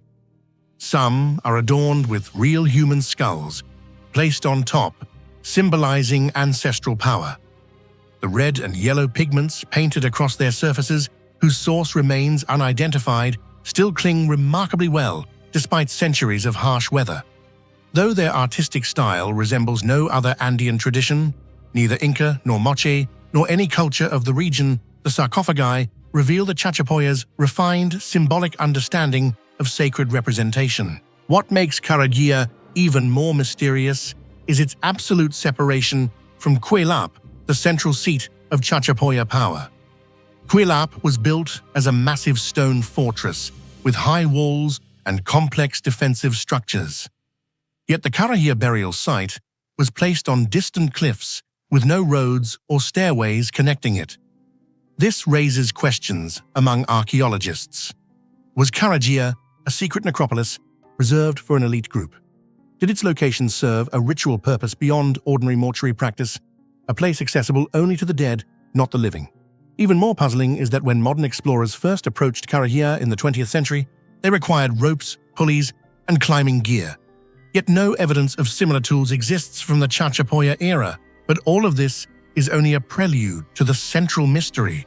Despite being built from highly perishable materials, clay, straw, crushed stone, and organic fibers, the sarcophagi have survived 7 to 8 centuries of storms, erosion, mountain winds, and numerous earthquakes. Not only have they not collapsed, but many have remained nearly intact in shape. This is the very point that archaeologists cannot fully explain how materials that normally dissolve upon contact with water have endured longer than many stone or adobe structures of the same period. Closer analysis reveals that the coating material on the sarcophagi differs from ordinary adobe. The clay mixture is blended with a particular plant fiber that provides remarkable cohesion, and the outer layer is sealed with a compound whose ingredients remain unidentified. This coating appears to repel water far better than materials used by neighboring civilizations. Some samples show traces of minerals that may allow slight expansion and contraction, preventing cracks during sudden weather changes. Yet reconstruction attempts in modern laboratories have failed to replicate the original durability. Equally perplexing is the method by which the sarcophagi were fixed onto the cliff. They were not simply placed there, they were attached with exceptional stability. This required the Chachapoya to understand the geological composition of the cliff, identifying secure anchor points, and avoiding unstable surfaces. Some theories suggest they carved small niches in the rock as support bases, then built the sarcophagi atop them. A more daring hypothesis proposes that the Chachapoya developed a type of mineral adhesive similar to natural binders used in other ancient cultures, though no solid evidence confirms this. Neither theory explains how material was transported to such a location for construction. Even more astonishing is that several major earthquakes in Peru's history have failed to topple the Karajia sarcophagi. This has led some experts to propose that the structures are not rigid but possess a natural elasticity, absorbing seismic vibrations rather than transmitting them. If true, this indicates the Chachapoya had a deeper understanding of material mechanics than previously believed for a civilization without writing. Some experiments show that when gently shaken, the clay surface of the sarcophagi does not crack but exhibits microflexing, which is highly unusual for ordinary adobe. The Chachapoya may have intentionally or accidentally created a multi-layered structure, each layer with varying compression levels, resulting in a natural form of seismic damping, a technique still studied in modern engineering. While time, rain, and erosion have severely damaged many other Chachapoya sites, Karajia remains inexplicably resilient. This raises the possibility that the materials used for the sarcophagi were specially selected for ritual significance, perhaps believed to hold ancestral spirits more effectively than cold stone. Yet if so, why did this soft material withstand harsh environments better than stone itself? This contradiction has fueled archaeological debate for decades. As modern archaeology attempts to decipher the mystery of Karajia, one question remains unchanged. What technique allowed these sarcophagi to stand for centuries? Was it a deep knowledge of geology, a unique material formula, or a sacred ritual intended to empower the structure? No theory is complete. This uncertainty elevates Karajia beyond conventional archaeological study, transforming it into a symbol of lost knowledge and the extraordinary abilities ancient people could achieve when engineering and belief merged. And on the high cliffs, those motionless human figures continue to stand, defying time storms and our understanding, as if reminding us that some secrets are meant to stay forever with the ancestors.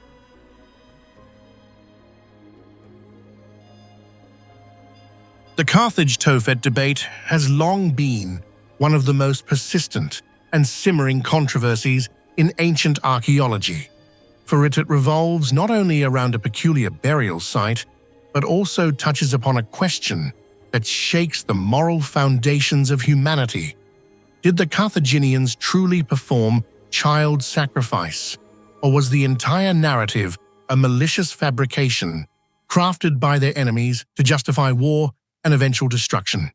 Whenever Carthage is mentioned, the name tophet lingers like a historical ghost, for within it lie thousands, even tens of thousands of urns containing the cremated remains of young children, some accompanied by enigmatic religious symbols.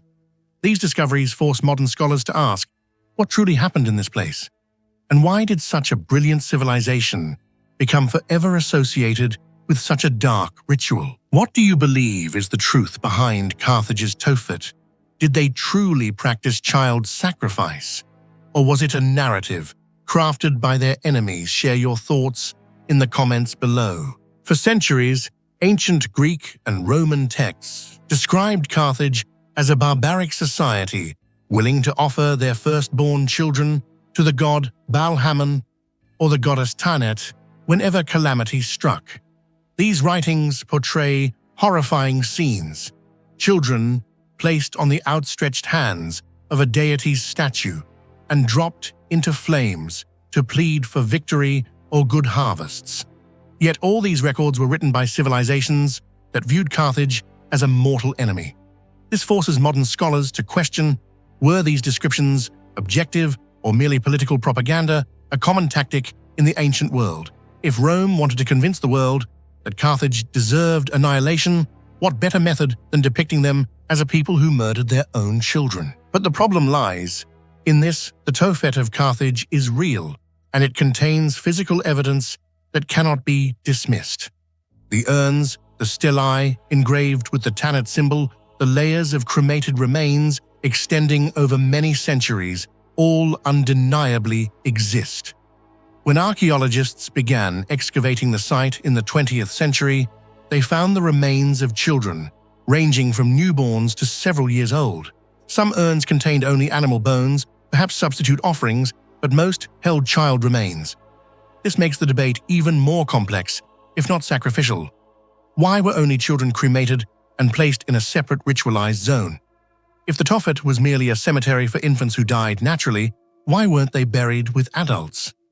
This unusual separation pushes many toward the sacrificial hypothesis. However, modern analyses do not provide a simple answer. Many bones show that the children died before being cremated, indicating no direct evidence of ritual killing. Yet some studies have detected signs suggesting that bodies may have been burned while still alive. More troubling is that the data remains inconsistent. Each research group reaches different conclusions, and no sample represents the entire tophet. This opens up an unexpected possibility. Perhaps both explanations are true. Perhaps Carthage buried naturally deceased infants while also performing sacrificial rituals during specific periods of crisis. But why would they perform such rites at all? The symbols carved on the stelae, especially the triangular and circle Tanit emblem, suggest that the tophet was not merely a cemetery, but a sacred ritual space.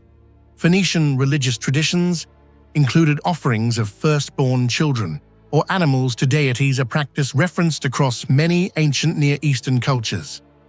Some scholars argue that child sacrifice existed not only in Carthage, but also in Israel, Moab, and surrounding regions. Even the Bible contains passages describing similar customs. If so, was Carthage truly monstrous? Or were they merely practicing a ritual common in the ancient world, one later demonized because they ultimately lost to Rome? What deepens the mystery further is that most of Carthage's written records were burned when Rome destroyed the city in 146 BCE. No Carthaginian texts survive to defend their civilization from these accusations. Everything remaining comes from their enemies. This silence forms the greatest veil over the debate, a void into which any interpretation can be projected. Thus, modern scholarship remains polarized. The side asserting that child sacrifice did occur points to the overwhelming number of urns which they argue cannot be explained solely by infant mortality rates. The stratified layers of ashes indicating rituals spanning centuries, and the restricted burial area dedicated exclusively to children, which they interpret as strong ritual evidence. Meanwhile, the opposing side emphasizes that Roman accounts were heavily biased. Carthage was Rome's greatest rival, and attributing barbaric practices to them was an ideal strategy to justify their extermination. They argued that infant mortality rates in antiquity were extremely high, making the number of urns unsurprising, and that cremating infants separately may simply reflect a spiritual or cultural practice, not ritual killing. Perhaps the most mysterious aspect is the inconsistency within the bioarchaeological evidence. If the tophet was a site of sacrifice, why do so many children show signs of natural death? If it was only a cemetery, why do some remains appear to have been burned alive? And if it were a mixture of both practices, why does Carthage alone show such evidence when other Phoenician cities like Tyre and Sidon do not? The uniqueness of the tophet makes the mystery even more perplexing. Adding to this complexity are the carved stelae, featuring hand symbols flames, and the Tanit emblem, suggesting a sophisticated ritual tradition now lost to time. Some stelae bear Punic inscriptions asking the gods to bless the offering, yet the term offering is ambiguous. It could refer to animals, objects, or humans. This linguistic uncertainty deepens the interpretive fog. From a broader perspective, the Carthage tophet debate stands as a confrontation between physical evidence and historical bias, between archaeology and political propaganda, between the brutal realities of the ancient world and how modern humans attempt to interpret them. And despite hundreds of academic studies, the mystery has never been resolved. The only certainty is this: Carthage no longer has the chance to speak for itself.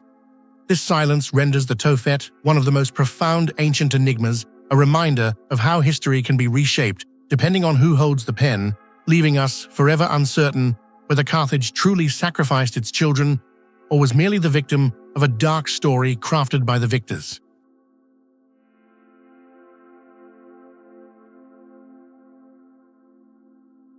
The Thera Akrotiri frescoes are regarded as one of the most enigmatic visual testaments of the Aegean Bronze Age, not only because they survived nearly intact after the Thera volcanic catastrophe, but also because their artistic quality surpasses every limit previously assumed possible for a civilization that lived more than 3 millennia ago.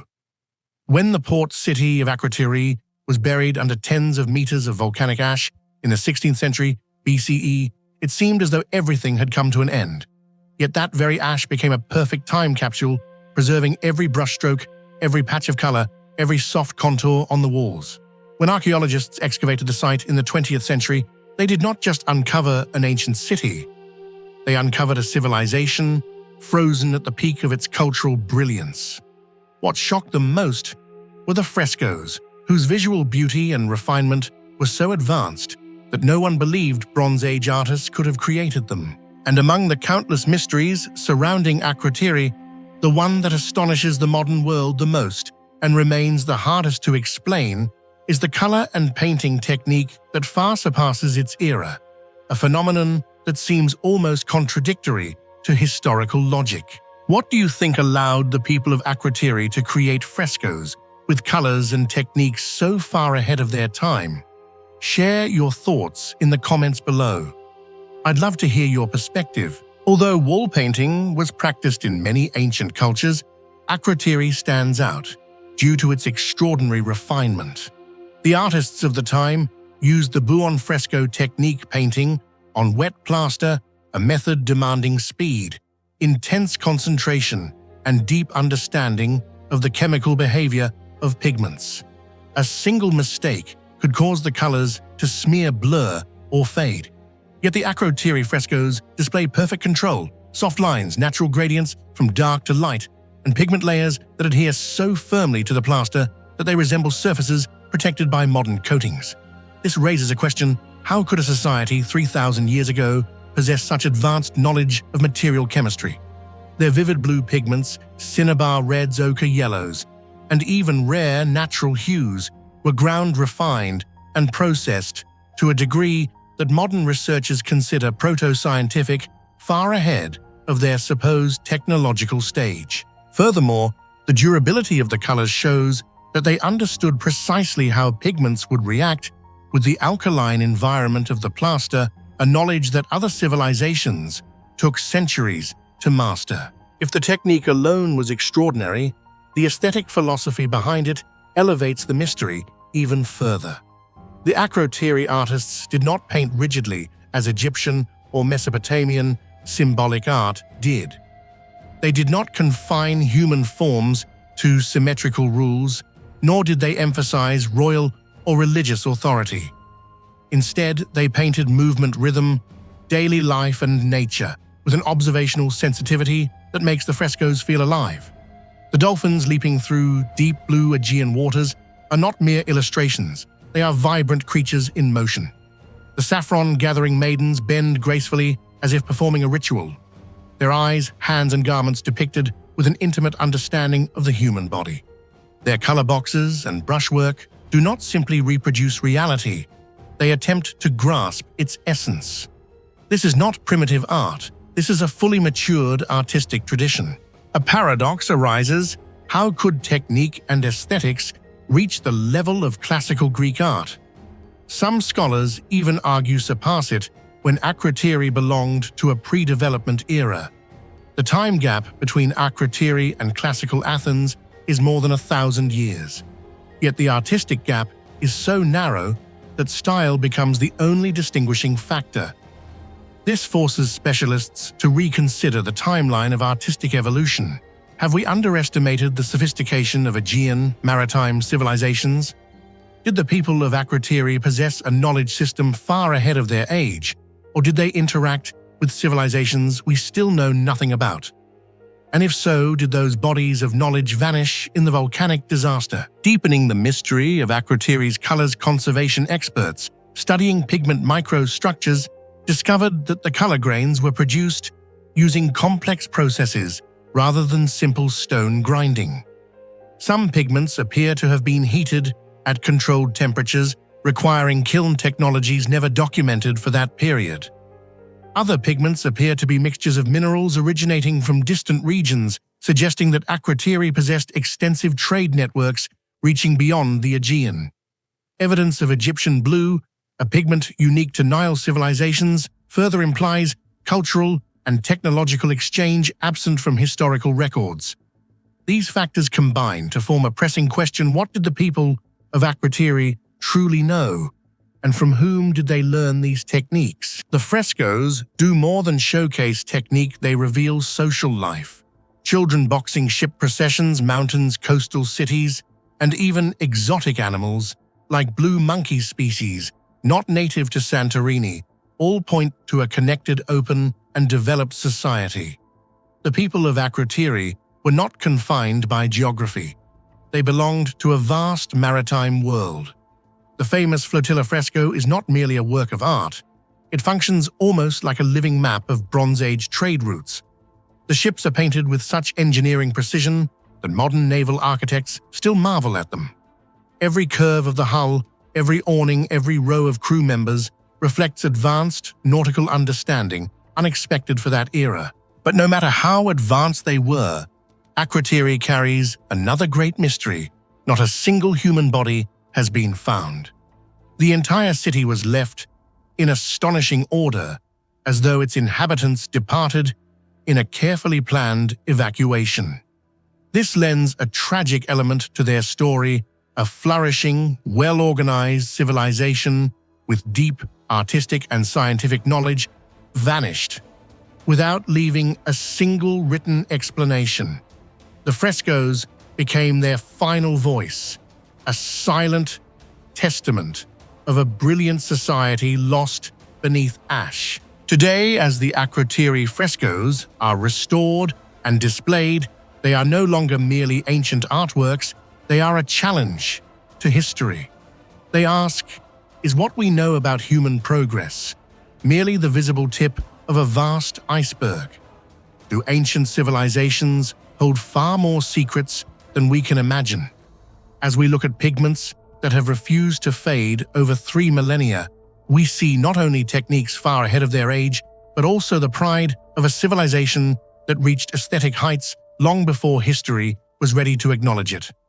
And so the Thera acrotiri frescoes continue to perplex the modern world, not because they are beautiful, but because they are too beautiful, pushing every conventional explanation to its limits. In the silence of these ancient walls, acrotiri's art whispers that much of human history remains unwritten and perhaps will never be fully known. The Warka Vase, one of the ancient artifacts dated to around 3,200 to 3000 BCE, is regarded as one of the earliest examples of humanity's ability to think symbolically, organize imagery, and portray a worldview during the dawn of civilization. When observing this ceremonial vase, one does not merely see a work of art. One confronts a complex coded system of cosmology, social order, religious ritual, and layered meanings embedded by the Sumerians. Yet what makes the Warka Vases one of the most persistent ancient mysteries lies not only in its symbolic content, but also in a lingering question: how, with only stone and soft copper tools, could they create a masterpiece of such refined carving precision and a level of craftsmanship that seems far ahead of its time? Considering the unusual precision and sophistication of the Warka Vase's carving technique, do you think the Sumerians used tools or methods that modern researchers have yet to discover? Share your thoughts in the comments below. The Warka Vase was discovered in the temple precinct of the goddess Inanna in Uruk, one of the earliest cities in human history. Without any accompanying text, the vase stands silently across millennia, yet raises countless questions. The carved composition on its body reveals a clearly stratified system: a layer of water, a layer of plants, a layer of animals, a layer of humans, and finally the ceremonial offering to the goddess. This stratification is not arbitrary. It resembles a diagrammatic representation of cosmic order, a visual interpretation of how the world functions, from the waters of life to growth, from domesticated animals to organized human society, and ultimately to the divine, the highest tier of this order. Many scholars consider it a kind of cosmogram, depicting the world through the sequence of life. But the symbolism remains debated. Does it narrate the evolution of life, the sanctity of agricultural cycles, or simply a reenactment of ritual offerings meant to ensure Sumerian prosperity?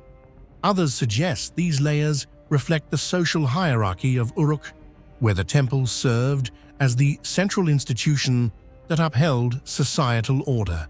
At the highest register, the scene of an offering to Inanna, the goddess of love, war, and fertility, becomes a focal point of scholarly debate. Some interpret it as the sacred marriage ritual in which the Sumerian king symbolically unites with the goddess to ensure renewal of crops and legitimacy of his rule. Yet other interpretations argue that the figure portrayed might not be Inanna herself, but a high priestess representing her.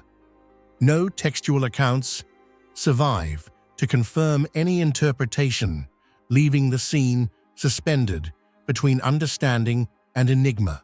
The animals depicted on the vase, sheep, goats, cattle, march in orderly rows like part of a ceremonial procession. Scholars have long debated their meaning. Were they animals destined for sacrifice, or merely visual representations of Uruk's agricultural wealth? Their shared orientation in one direction demonstrates a clear narrative intention, marking a major advancement in human artistic history, images arranged coherently as a story, rather than as isolated carvings. The lower register, containing water and plant imagery, carries strong symbolic weight. Two parallel streams represent the flowing source of life. The plants, especially barley and date palms, essential resources for Sumer, illustrate the connection between ritual activity and agricultural assurance. Yet the interpretation remains open. Is this religious symbolism a practical depiction of farming, or a reference to Abzu, the primordial water abyss of Sumerian mythology, from which all life emerges? Although every symbolic layer is vivid and meaningful, The most difficult aspect to explain is the technique used to create it. This is where researchers argue the vase surpasses the technological limitations of its era. The vase is carved from alabaster, a soft yet extremely brittle stone, notoriously difficult to work with when producing detailed imagery. Despite this, the Sumerian artisan carved crisp lines, consistent depths, clean edges, and smooth contours without fractures or visible corrections. Achieving such symmetry in vertical tiers, maintaining uniform carving thickness, and working flawlessly on a curved surface is something even modern artisans consider impressive. More strikingly, the curved bands around the vase suggest the use of some form of stabilizing mechanism or rotational support. Yet archaeological evidence indicates that Sumerians at the time possessed only simple grinding stones, soft copper tools, and rudimentary devices. There is no proof of turntables, lathes, or precision measuring instruments. However, the vase displays near-perfect symmetry, straight borders, and consistent proportions of figures, even on a rounded surface. How did they achieve this? Did tools exist that have not survived? Or does this reflect a highly developed craft tradition long predating our surviving records? The handling of carving depth further shows remarkable sophistication. By varying the depth of each motif, the artisan created subtle spatial effects without compromising structural integrity. Any slight miscalculation could crack the stone, yet no evidence of breaks or repaired errors appears on the surface. This suggests either extraordinary skill or access to more refined tools than currently documented. Another mystery lies in the uniformity of carved lines. The depth and pressure remain consistent throughout the entire vase. When rotating the vase, one notices an evenness that implies controlled force, an ability nearly impossible with the known technology of the 4th millennium BCE. Some scholars have even speculated that Sumerians might have had access to harder, advanced carving tips, though no definitive evidence has been found. The Warka Vase is not merely an artwork. It is tangible proof, suggesting that the Sumerians might have possessed a level of technical understanding we do not fully grasp. It challenges modern assumptions. Have we underestimated the capabilities of people living over 5 millennia ago? Or are we missing key knowledge about their tools, processes, and technological innovations? The vase's modern history also carries an aura of mystery. In 2003, amid the chaos of the Iraq War, it was stolen from the National Museum of Iraq. It disappeared completely, only to be unexpectedly returned, later shattered into many pieces as though those who held it realized it was more than an object of material value, perhaps something sacred or symbolically powerful. Its return allowed scholarship to continue, yet the veil over its creation techniques remains firmly in place. When viewed in its entirety, the Warka Vase symbolism recounts not only the Sumerian harmony of humans' nature and the divine, but also humanity's ability to transcend perceived limits at a time we often assume was primitive. The carvings echo like a whisper from antiquity, challenging us with unanswered questions. How many Sumerian secrets remain buried, and how many achievements lie beyond our current understanding? The vase stands not just as a ritual artifact, but as a symbol of the humility modern civilization must hold before the ingenuity of ancient peoples.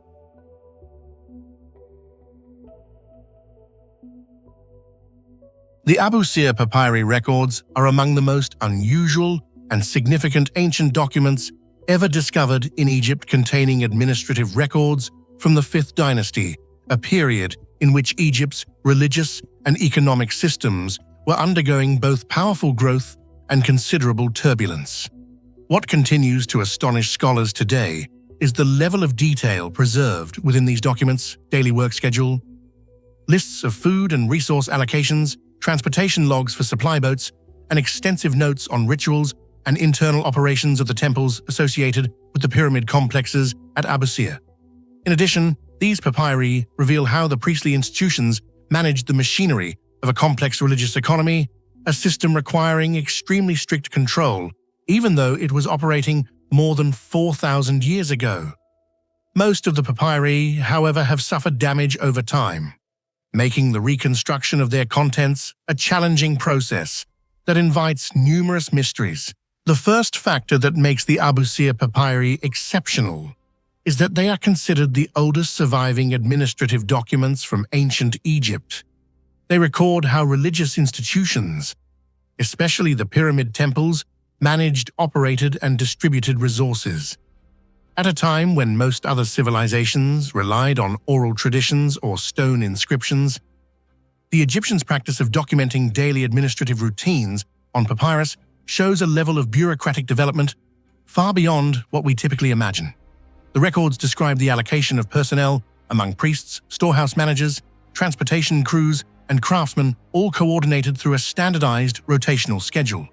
Each group had its own clearly defined responsibilities, from preparing offerings and caring for livestock to managing storerooms and supervising ritual procedures. Such an organized administrative system reveals that the 5th dynasty not only prioritized religious ceremonies, but also valued maintaining a prosperous economic foundation to support its expansive temple operations.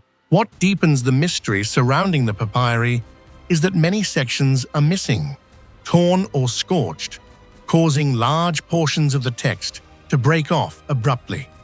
Scholars must piece together the surviving fragments like a massive ancient puzzle. Some sections clearly describe interruptions in supply deliveries, abrupt changes in work rotations, or rituals being halted without explanation. These gaps raise questions. Did political upheaval occur, natural disasters, economic crises, or conflicts within the priesthood? With insufficient information, all theories remain speculative. More intriguingly, some documents reference buildings, storage facilities, or locations that modern archaeologists have never identified, suggesting that parts of the Abusir complex may still lie buried beneath the sands awaiting discovery. But the most fascinating and profound mystery lies in the records concerning real individuals. Many names appear across the documents: priests, storeroom overseers, boatmen, supervisors, and even administrative officials whose titles do not match any known positions recorded in Egyptian history. These names recur throughout different papyri, indicating that these individuals played significant roles in temple operations. Yet the strange fact is that almost none of these names correspond to any official inscriptions, tomb markers, or historical documents from the same era.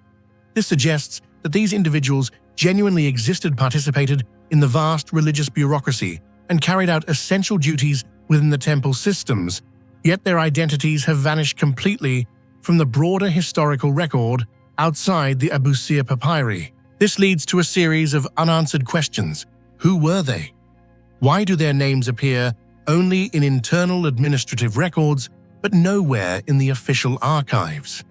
Were they members of a special social class, important yet restricted from public recognition? Or were they part of a concealed administrative sector operating behind the scenes, similar to an independent internal apparatus? Some scholars propose that the abbreviated or symbolic names represent functional groups rather than individuals. However, strong evidence suggests that these were real personal names, especially since some individuals are associated with highly specific responsibilities, such as the one who supervises the East Storehouse Gate or the one responsible for operating the ceremonial boat. Each time these names appear, they evoke the shadow of a forgotten historical figure, someone who lived 4 millennia ago, maintaining the machinery of a great civilization, quietly only to disappear entirely from the known historical narrative. The mystery deepens further when recognizing that some frequently mentioned individuals, despite having detailed task descriptions, have left no tombs or archaeological traces behind. Why did such essential personnel leave no physical record? Were they barred from burial within elite necropolises, or did they belong to a parallel religious system that was not publicly documented. Some researchers even speculate that during the 5th dynasty, there may have existed a shadow workforce, people who worked for the temples, yet remained completely separate from the political system. The papyri also reveal administrative titles that do not match any previously known categories of ancient Egyptian bureaucracy. This has led scholars to theorize that by the 5th dynasty, the religious system had developed specialized departments that historical inscriptions never recorded.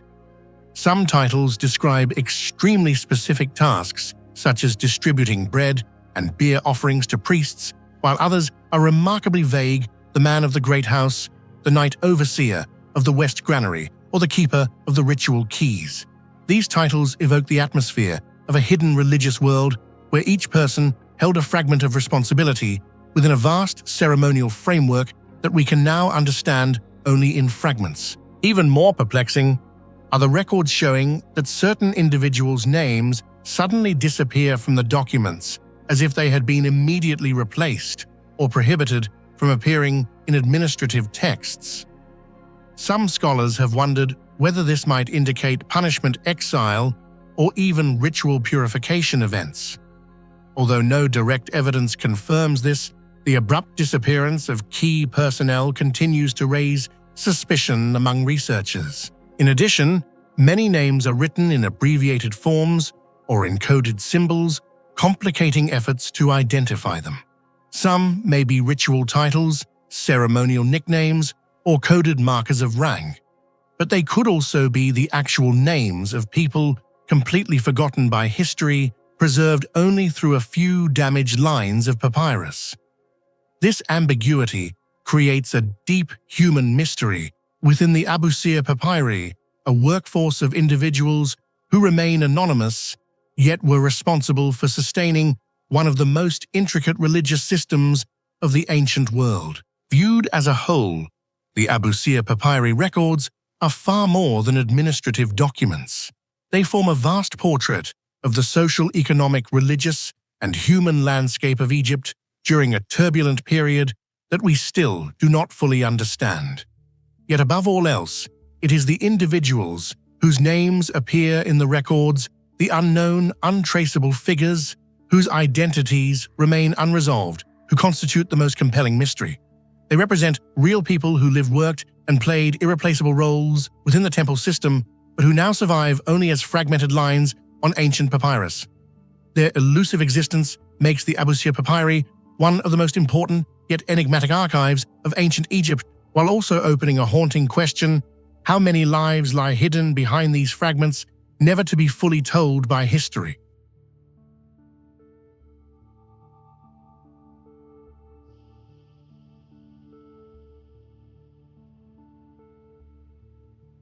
The Xanthos Harpy tomb reliefs stand as one of the most peculiar and captivating monuments of ancient Lycian civilization, a form of architecture and art unlike any other structure of its time across the Mediterranean.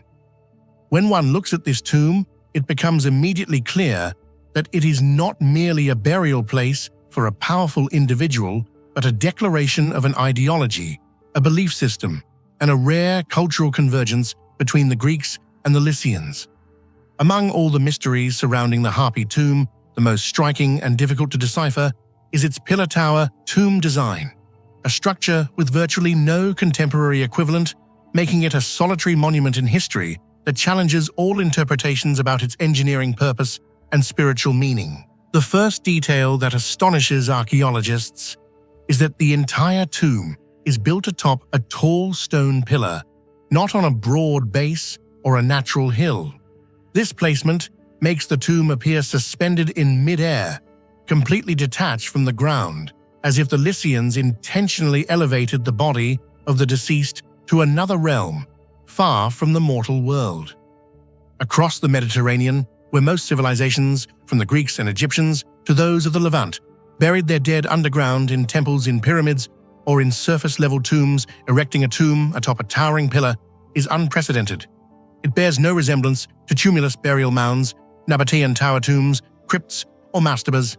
Thus, the Harpy tomb becomes a singular anomaly, prompting scholars to ask, did the Lycians follow a unique conception of death, unlike anything practiced in surrounding cultures? Why do you think the Lycians chose to build an entire tomb on top of a tall stone pillar?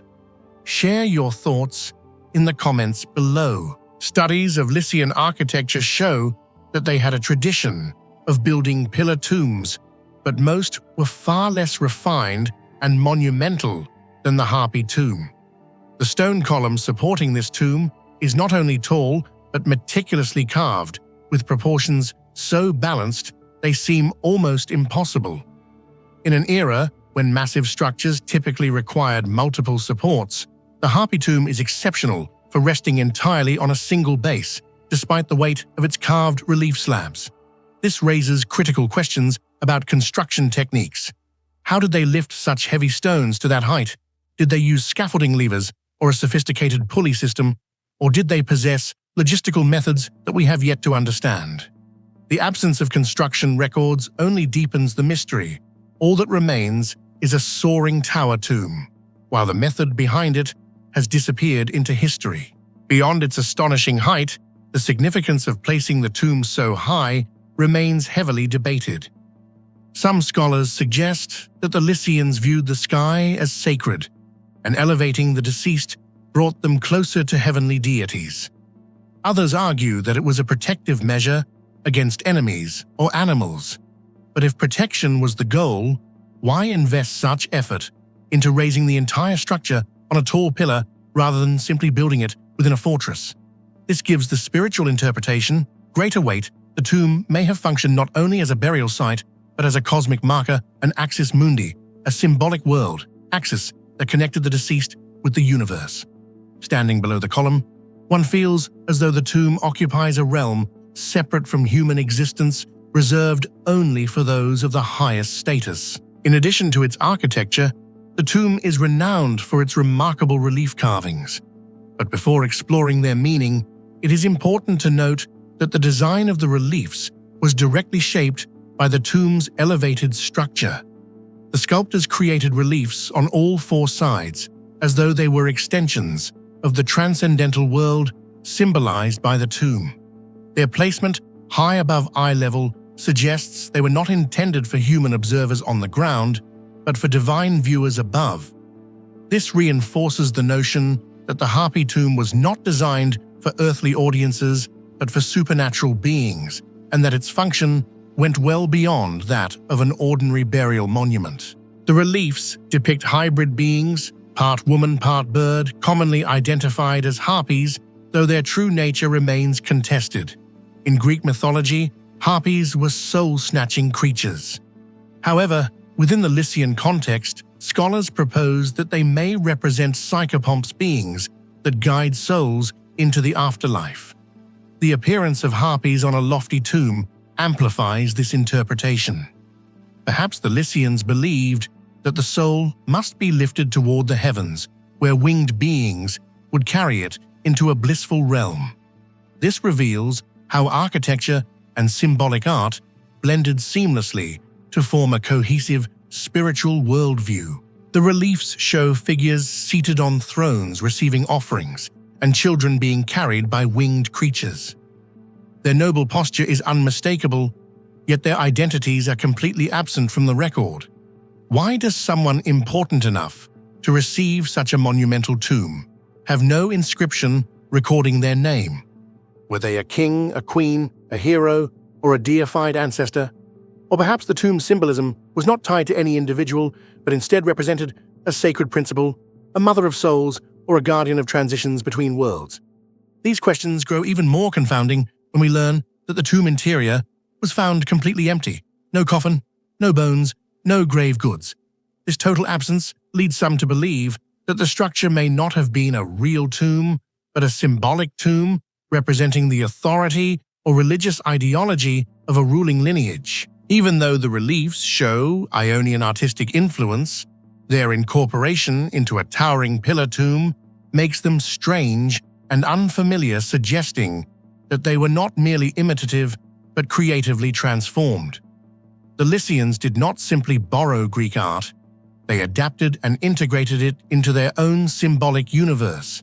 This makes the Harpy tomb a window into the cultural flow between Anatolia and Greece, a meeting point where architecture, art, and ritual belief intertwined into something simultaneously recognizable and alien. Unfortunately, the original reliefs were removed to England in the 19th century, hindering modern study.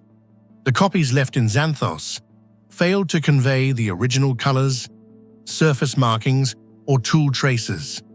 The loss of the real artifacts diminishes our ability to interpret the tomb correctly. Since the reliefs and the architecture form an inseparable whole, the absence of original materials means we are missing crucial information needed to understand the purpose of this unusual pillar tower tomb. Some scholars also propose that the Lycians once painted the entire tomb, turning it into a vibrant column, not the grey stone we see today. If true, the tomb would not only have been a religious monument, but also a symbol of political authority, a kind of sacred beacon within Xanthos, where height and color combined to create a declaration of power.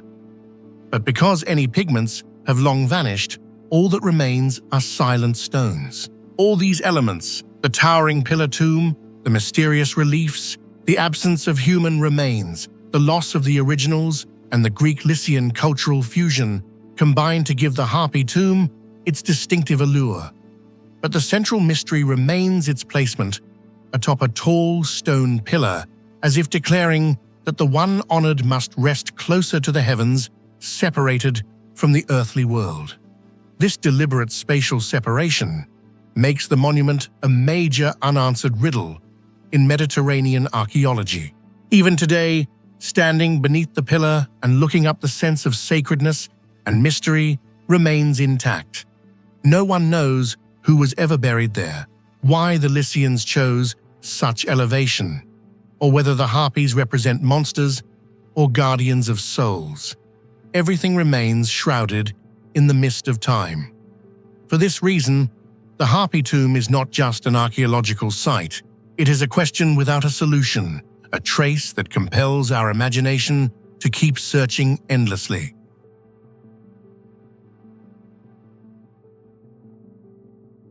The Susa Elamite tablets have long stood as one of the greatest mysteries of Middle Eastern archaeology, a doorway slightly opened into the world of the ancient Elamites, yet veiled by a nearly impenetrable language.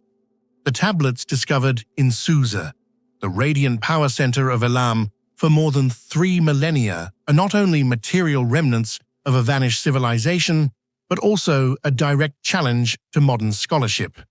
Amid the hard stone fragments, the sharp incised lines, and the twisting linear symbols that follow none of the conventions of other ancient writing systems, Linear Elamite appears like a coded message abandoned since prehistory, existing silent and refusing to reveal its secrets. If Linear Elamite is truly a writing system that is nearly impossible to decipher, what do you think is the deeper reason behind it? Could it be that their encoding techniques were exceptionally complex, that we simply lack enough comparative material to decode it? Or perhaps that the Elamites intentionally created a secret language reserved only for the elite? Share your thoughts in the comments below. What makes the Susa Linear Elamite tablets extraordinary is the strange writing system carved onto their surfaces.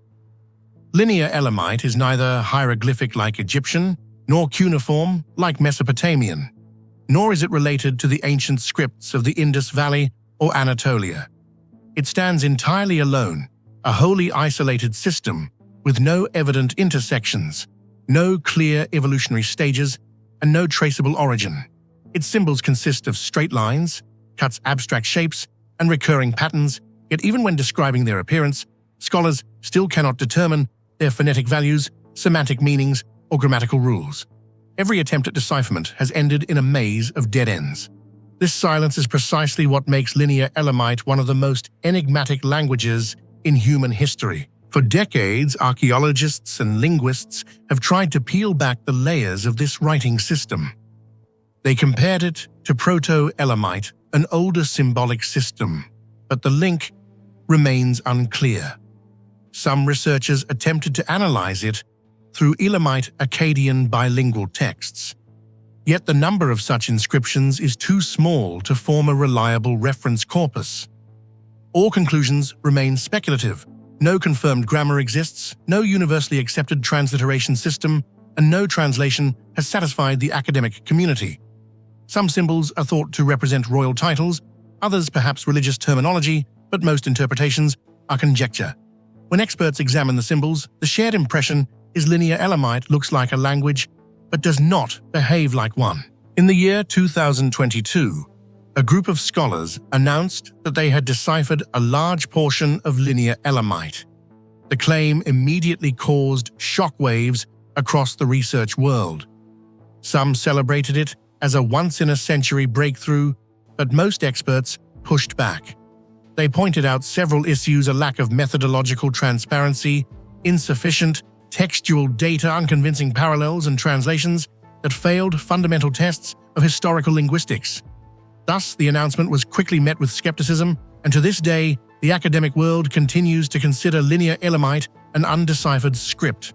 The Susa tablets maintain their silence, seemingly refusing every attempt at interpretation by modern minds. The mystery of the Susa Linear Elamite tablets lies not only in the writing system, but also in the historical setting. The tablets were found in Susa, an ancient city with a history stretching from 4200 BCE to the Achaemenid period, showing it was once a major center of political and religious power for the Elamites. Therefore, the inscriptions may relate to highly significant subjects, royal records, legal texts, ritual practices, or even war chronicles. Yet while Egypt and Mesopotamia left behind countless readable documents, the Elamites conveyed information using a symbolic system that later generations cannot understand. It is an odd paradox, a civilization advanced enough to develop writing, yet leaving behind a script that is nearly unreadable. Linear Elamite is further complicated by its abrupt emergence and total disappearance. Instead of evolving from earlier long-established systems, it seems to appear around 2300 BCE, persist for only a few centuries, and then vanish without a clear transitional phase into later Elamite scripts. This disappearance has inspired numerous theories. Perhaps the writing system was restricted to an elite class and disappeared when political structures shifted. Perhaps it was connected to ritual practices that faded with religious decline, or perhaps it belonged to a group or dynasty that was erased from history. A more daring hypothesis proposes that Linear Elamite might have recorded sensitive information or ideas contradicting neighboring civilizations, and thus was intentionally removed from the historical record. The precision of the carvings on the tablets also shows that the Elamites possessed sophisticated craftsmanship. The straight, sharp, uniform incisions exhibit no signs of crude or experimental work. This demonstrates that the Elamites not only knew how to write, but had standardized their symbolic system.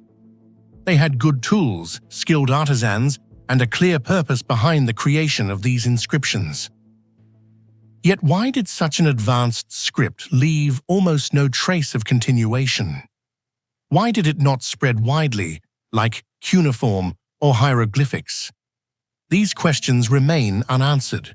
A closer look at the possible content suggests that the tablets may contain clues about Elamite political structures and religious systems belonging to a civilization important yet overshadowed by Egypt and Mesopotamia. Elam was a major adversary of Akkad Babylon and Assyria, but its history has largely been written by its enemies. If Linear Elamite were deciphered, humanity might for the first time hear the voice of the Elamites in their own story, rather than through the perspective of rival cultures. Some scholars propose an even bolder idea. Because of its early date, Linear Elamite may preserve the original history of Eastern civilizations. If the inscriptions truly record royal decrees, rituals, or administrative systems, the tablets could reveal information about the formation of early states, the first religious systems, or even prehistoric links between Elam, Mesopotamia, and the Indus Valley.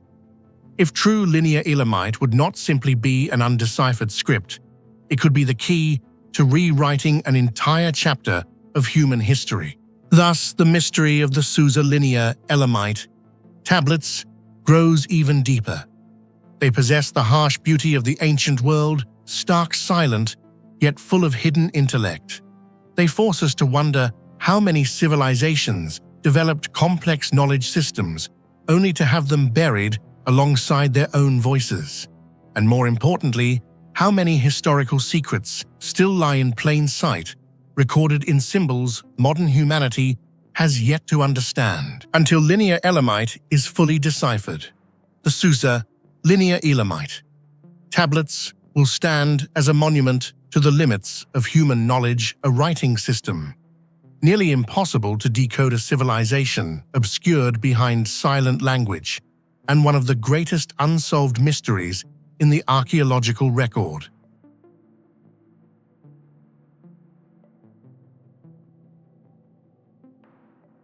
The area today known as the Sogmatar Moon Temple lies in the semi-arid expanses of southeastern Anatolia, where cracked earth and barren hills stretch across the horizon like traces of a civilization long drowned in silence.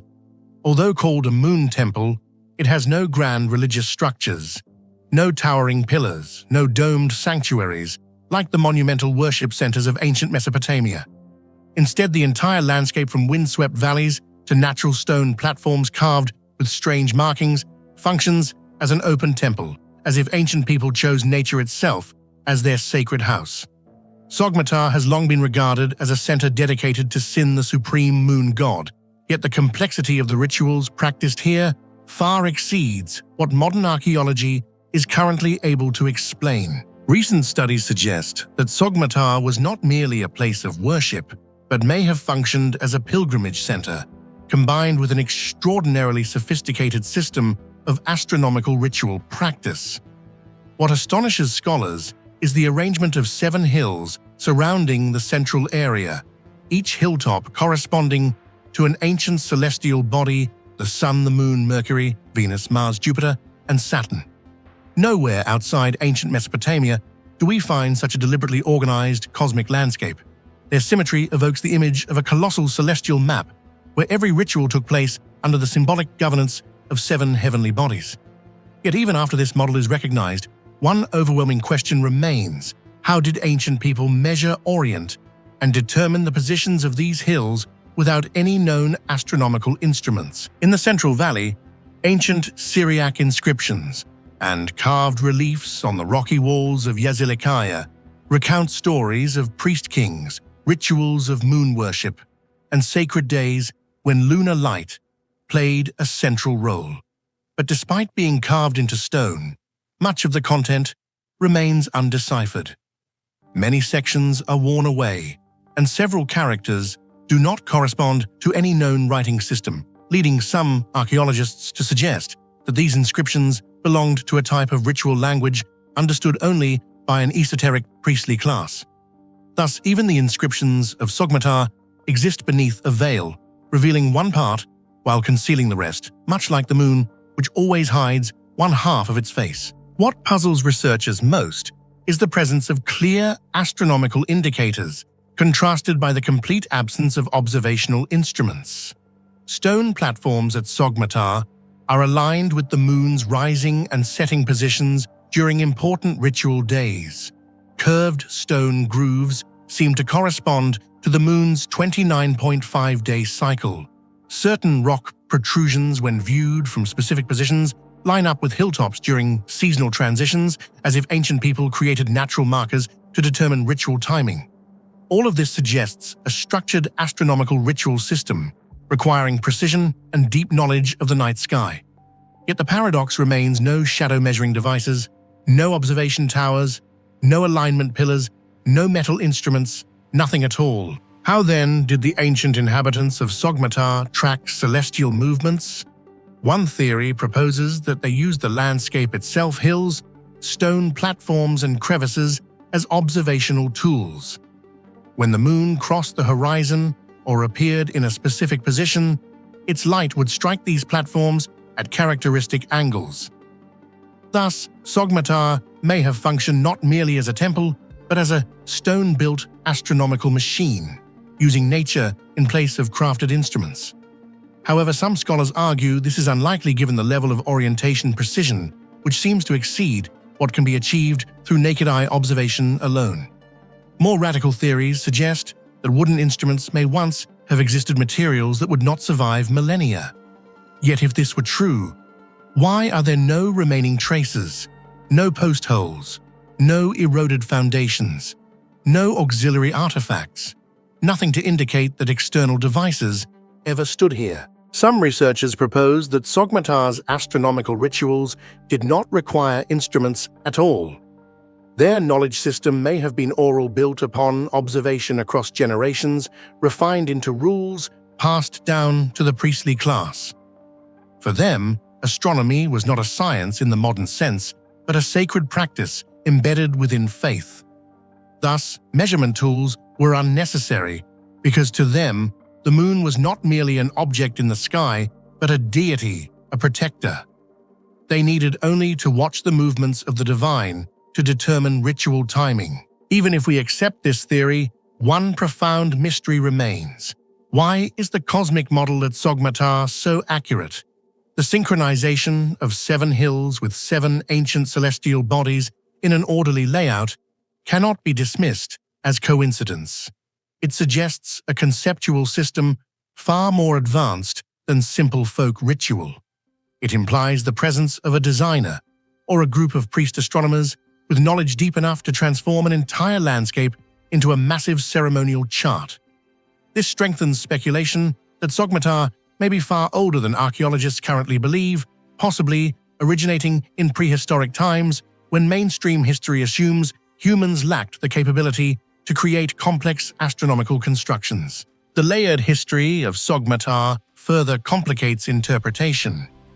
The region once belonged to multiple civilizations: Hurrians, Aramaeans, early Syriac Christians, yet none recorded the site's true origins. It is as though every culture merely inherited an already sacred place, using it in their own ways, without knowing who first consecrated it. This creates the impression that Sogmatar was not established at a single point in time, but maintained across centuries as a holy land no one dared alter. Today, standing in Sogmatar, modern visitors often feel as though they are entering a realm outside the familiar world. The rocky hills rise like cosmic markers. Flat stone platforms resemble ancient altars. Dark crevices evoke ritual chambers where priest-kings may have whispered prayers to the god Sin. No sound exists except the wind, yet something feels as though it is waiting to be spoken. The absence of answers, the silence of stone sky and history, makes Sogmatar more compelling than any other ancient ruin. Everything appears intentional, yet its purpose is blurred.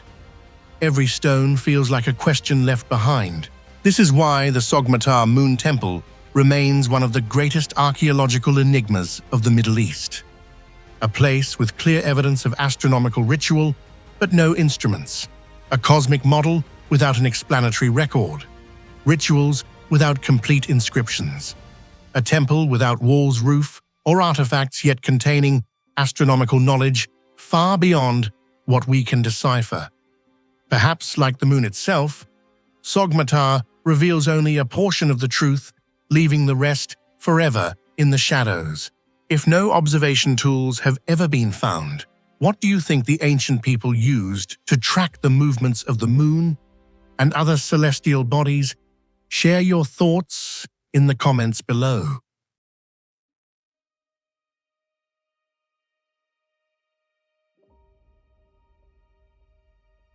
Amid the rugged gorge where the Hari and Jam rivers converge deep within modern-day Afghanistan rises a structure both solitary and perplexing, the Minaret of Jam.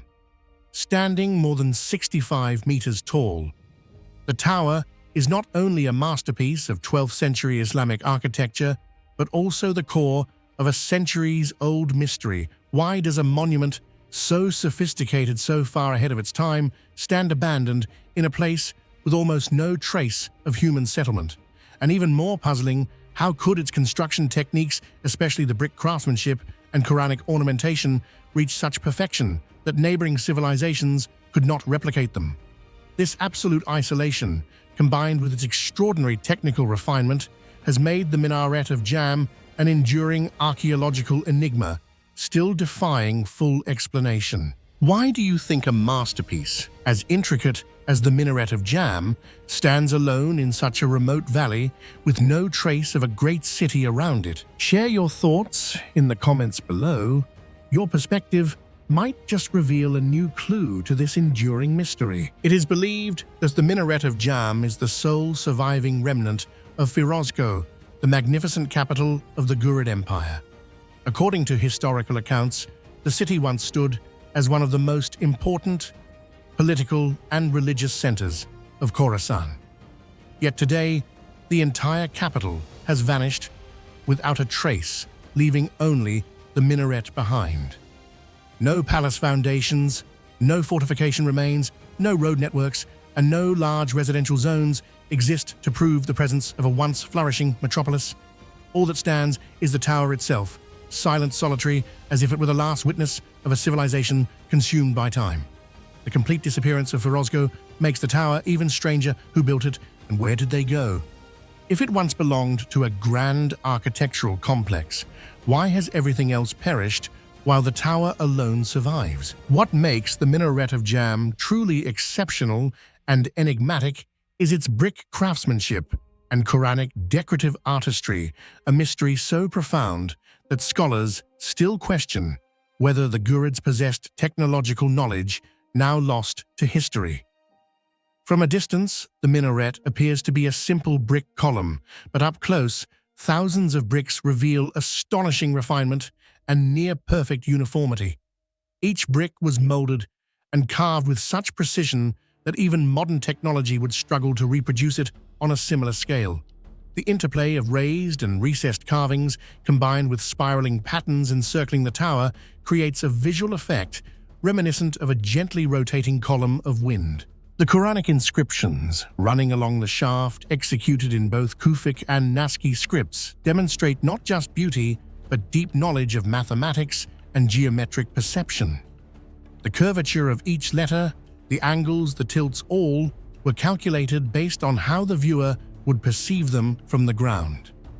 This means the Ghurid artisans understood visual optics, adjusting the script so that even at great heights, it maintained perfect proportion. This level of mastery is rarely matched even by celebrated Islamic monuments in Iran, Uzbekistan, or India from the same era. Even more astonishing is the presence of turquoise glaze on many sections of brickwork. This type of glaze is rare for the 12th century and extremely difficult to produce, requiring precise firing temperatures and advanced chemical techniques. Yet the minaret uses it extensively. With remarkable durability, the glaze has not flaked off, despite 8 centuries of floods, sandstorms, and harsh mountain weather. When researchers analyzed samples, they discovered unexpectedly complex material composition, evidence that Ghurid craftsmen commanded technologies absent from surviving written records. The paradox lies in the fact that no other Ghurid structure exhibits comparable techniques, with no mosque, palace, mausoleum, or major architectural work matching the level of refinement seen in the Minaret of Jam. This unique concentration of artistic and technical mastery has led researchers to 2 major hypotheses. Either the Minaret of Jam was a singular project created by an elite group of enigmatic artisans whose skills surpassed anything else in the empire, or the Ghurid civilization once possessed advanced construction and decorative technologies far beyond what historical records describe, knowledge that vanished entirely with the fall of Firozkoh, leaving the Minaret of Jam as the sole surviving testament to a lost pinnacle of craftsmanship buried by time. A closer examination reveals that many Quranic verses carved into the tower have never been fully deciphered.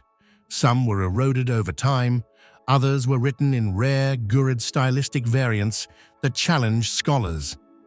This has prompted speculation that the inscriptions may contain coded religious messages, lost historical records, or even clues related to the disappearance of Firozko, though no conclusion has been reached. The tower's location adds yet another layer of mystery. The region frequently suffers from natural disasters, flash floods, earthquakes, landslides, and river erosion. These forces have destroyed countless ancient structures, yet the Minaret of Jam still stands tilted but unfallen. Structural experts believe this tilt may have been part of the original engineering design, helping the tower distribute weight more effectively. This strengthens the idea that the Ghurids possessed construction knowledge far superior to what historical documents suggest. The tower's isolation is not only historical, but also extends into modern times. The route leading into the Jam Valley is extremely dangerous, preventing archaeological teams from accessing it for decades. Ongoing conflict in Afghanistan has further hindered excavation and research. As a result, despite its UNESCO status, the Minaret of Jam remains one of the least studied Islamic monuments in the world. The lack of archaeological data deepens its mystery rather than resolving it. All these elements, the disappearance of Firozko, the tower's remote valley location, its impossibly advanced engineering, its extraordinarily durable Quranic ornamentation, the inscriptions still undeciphered, and its survival through 8 centuries of natural disasters combine to form the overarching story known as the Minaret of Jam Isolation Mystery. The tower is not merely a structure. It is a testament to forgotten human knowledge, anonymous artisans, and a brilliant civilization that faded inexplicably from history. Above all, its brick craftsmanship and Quranic ornamentation, so refined as to be nearly impossible to replicate, stand as the strongest evidence that the Minaret of Jam is not only a physical monument, but an unsolved riddle that challenges researchers of the past, present, and perhaps even the future. The Jericho Tower purpose has long been one of the most debated subjects in prehistoric archaeology, not only because it is a monumental structure from the pre-pottery Neolithic period, but also because it demonstrates a level of social organization far beyond what we imagine of humans more than 8 millennia ago. Standing about 8.5 meters tall, with a base diameter of over 9 meters, the Jericho Tower rises from the heart of the early settlement at Tel Es Sultan, posing a persistent question. Why would people who were just transitioning from hunting and gathering to early agriculture expend enormous labor to build a structure that even many more advanced societies, thousands of years later, may not have been able to create? This historical contradiction has made the tower's true purpose one of the great unresolved mysteries for decades. Why do you think the people of Neolithic Jericho, with such limited resources, chose to build a monumental tower of this scale?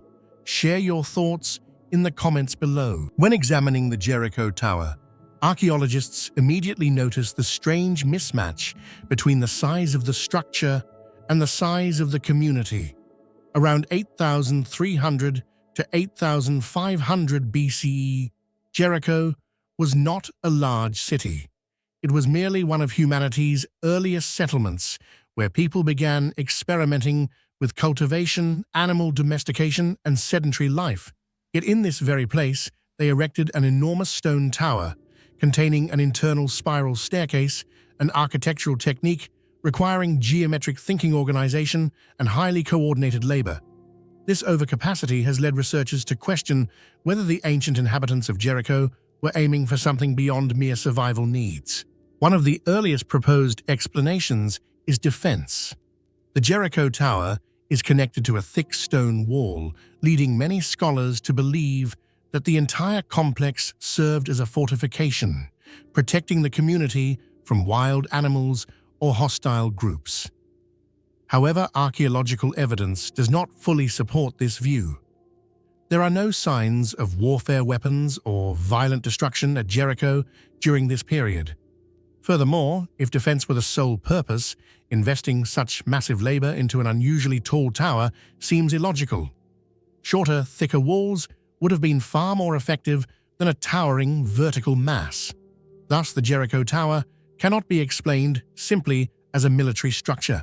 This conceptual gap gave rise to the second and increasingly compelling hypothesis: the Jericho Tower was an astronomical construction built to observe and mark important solar events.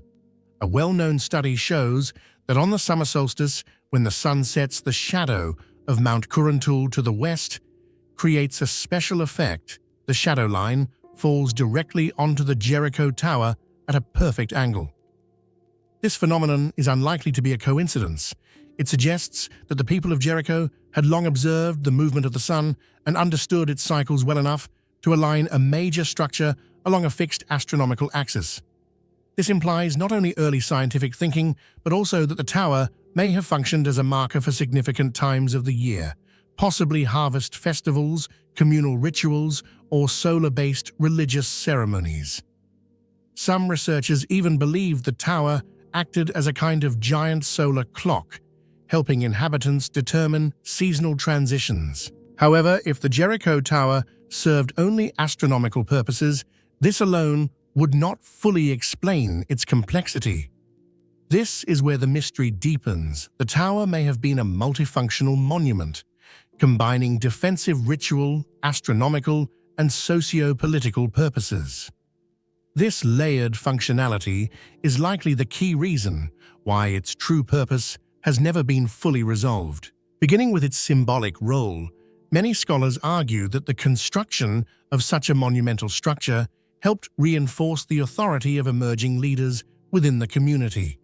As humans transitioned into agricultural life, managing water-food supplies and resource distribution required higher levels of societal organization. Those who took on leadership roles may have wished to create a structure that expressed their power, uniting the community while demonstrating their ability to govern. The Jericho Tower may therefore represent an early form of architecture of power, a phenomenon later seen in civilizations such as Egypt, Mesopotamia, and the Maya. Furthermore, the tower may have functioned as a ritual space where the community gathered to perform ceremonies related to life-death, the agricultural cycle, or sun worship. The spiral staircase inside suggests the structure was meant to be entered and ascended, offering a transformative physical experience separate from everyday life. Climbing the tower during rituals may have symbolized reaching toward the divine or affirming ceremonial authority. Many ancient cultures built towers, pyramids, and ziggurats to represent sacred mountains, and it is highly plausible that the people of Jericho shared this same conceptual framework. Another hypothesis proposes that the tower was connected to a cultural fear of natural phenomena, specifically the shadow of the mountain. In some ancient societies, mountain shadows were interpreted as signs of seasonal change, danger, or supernatural power.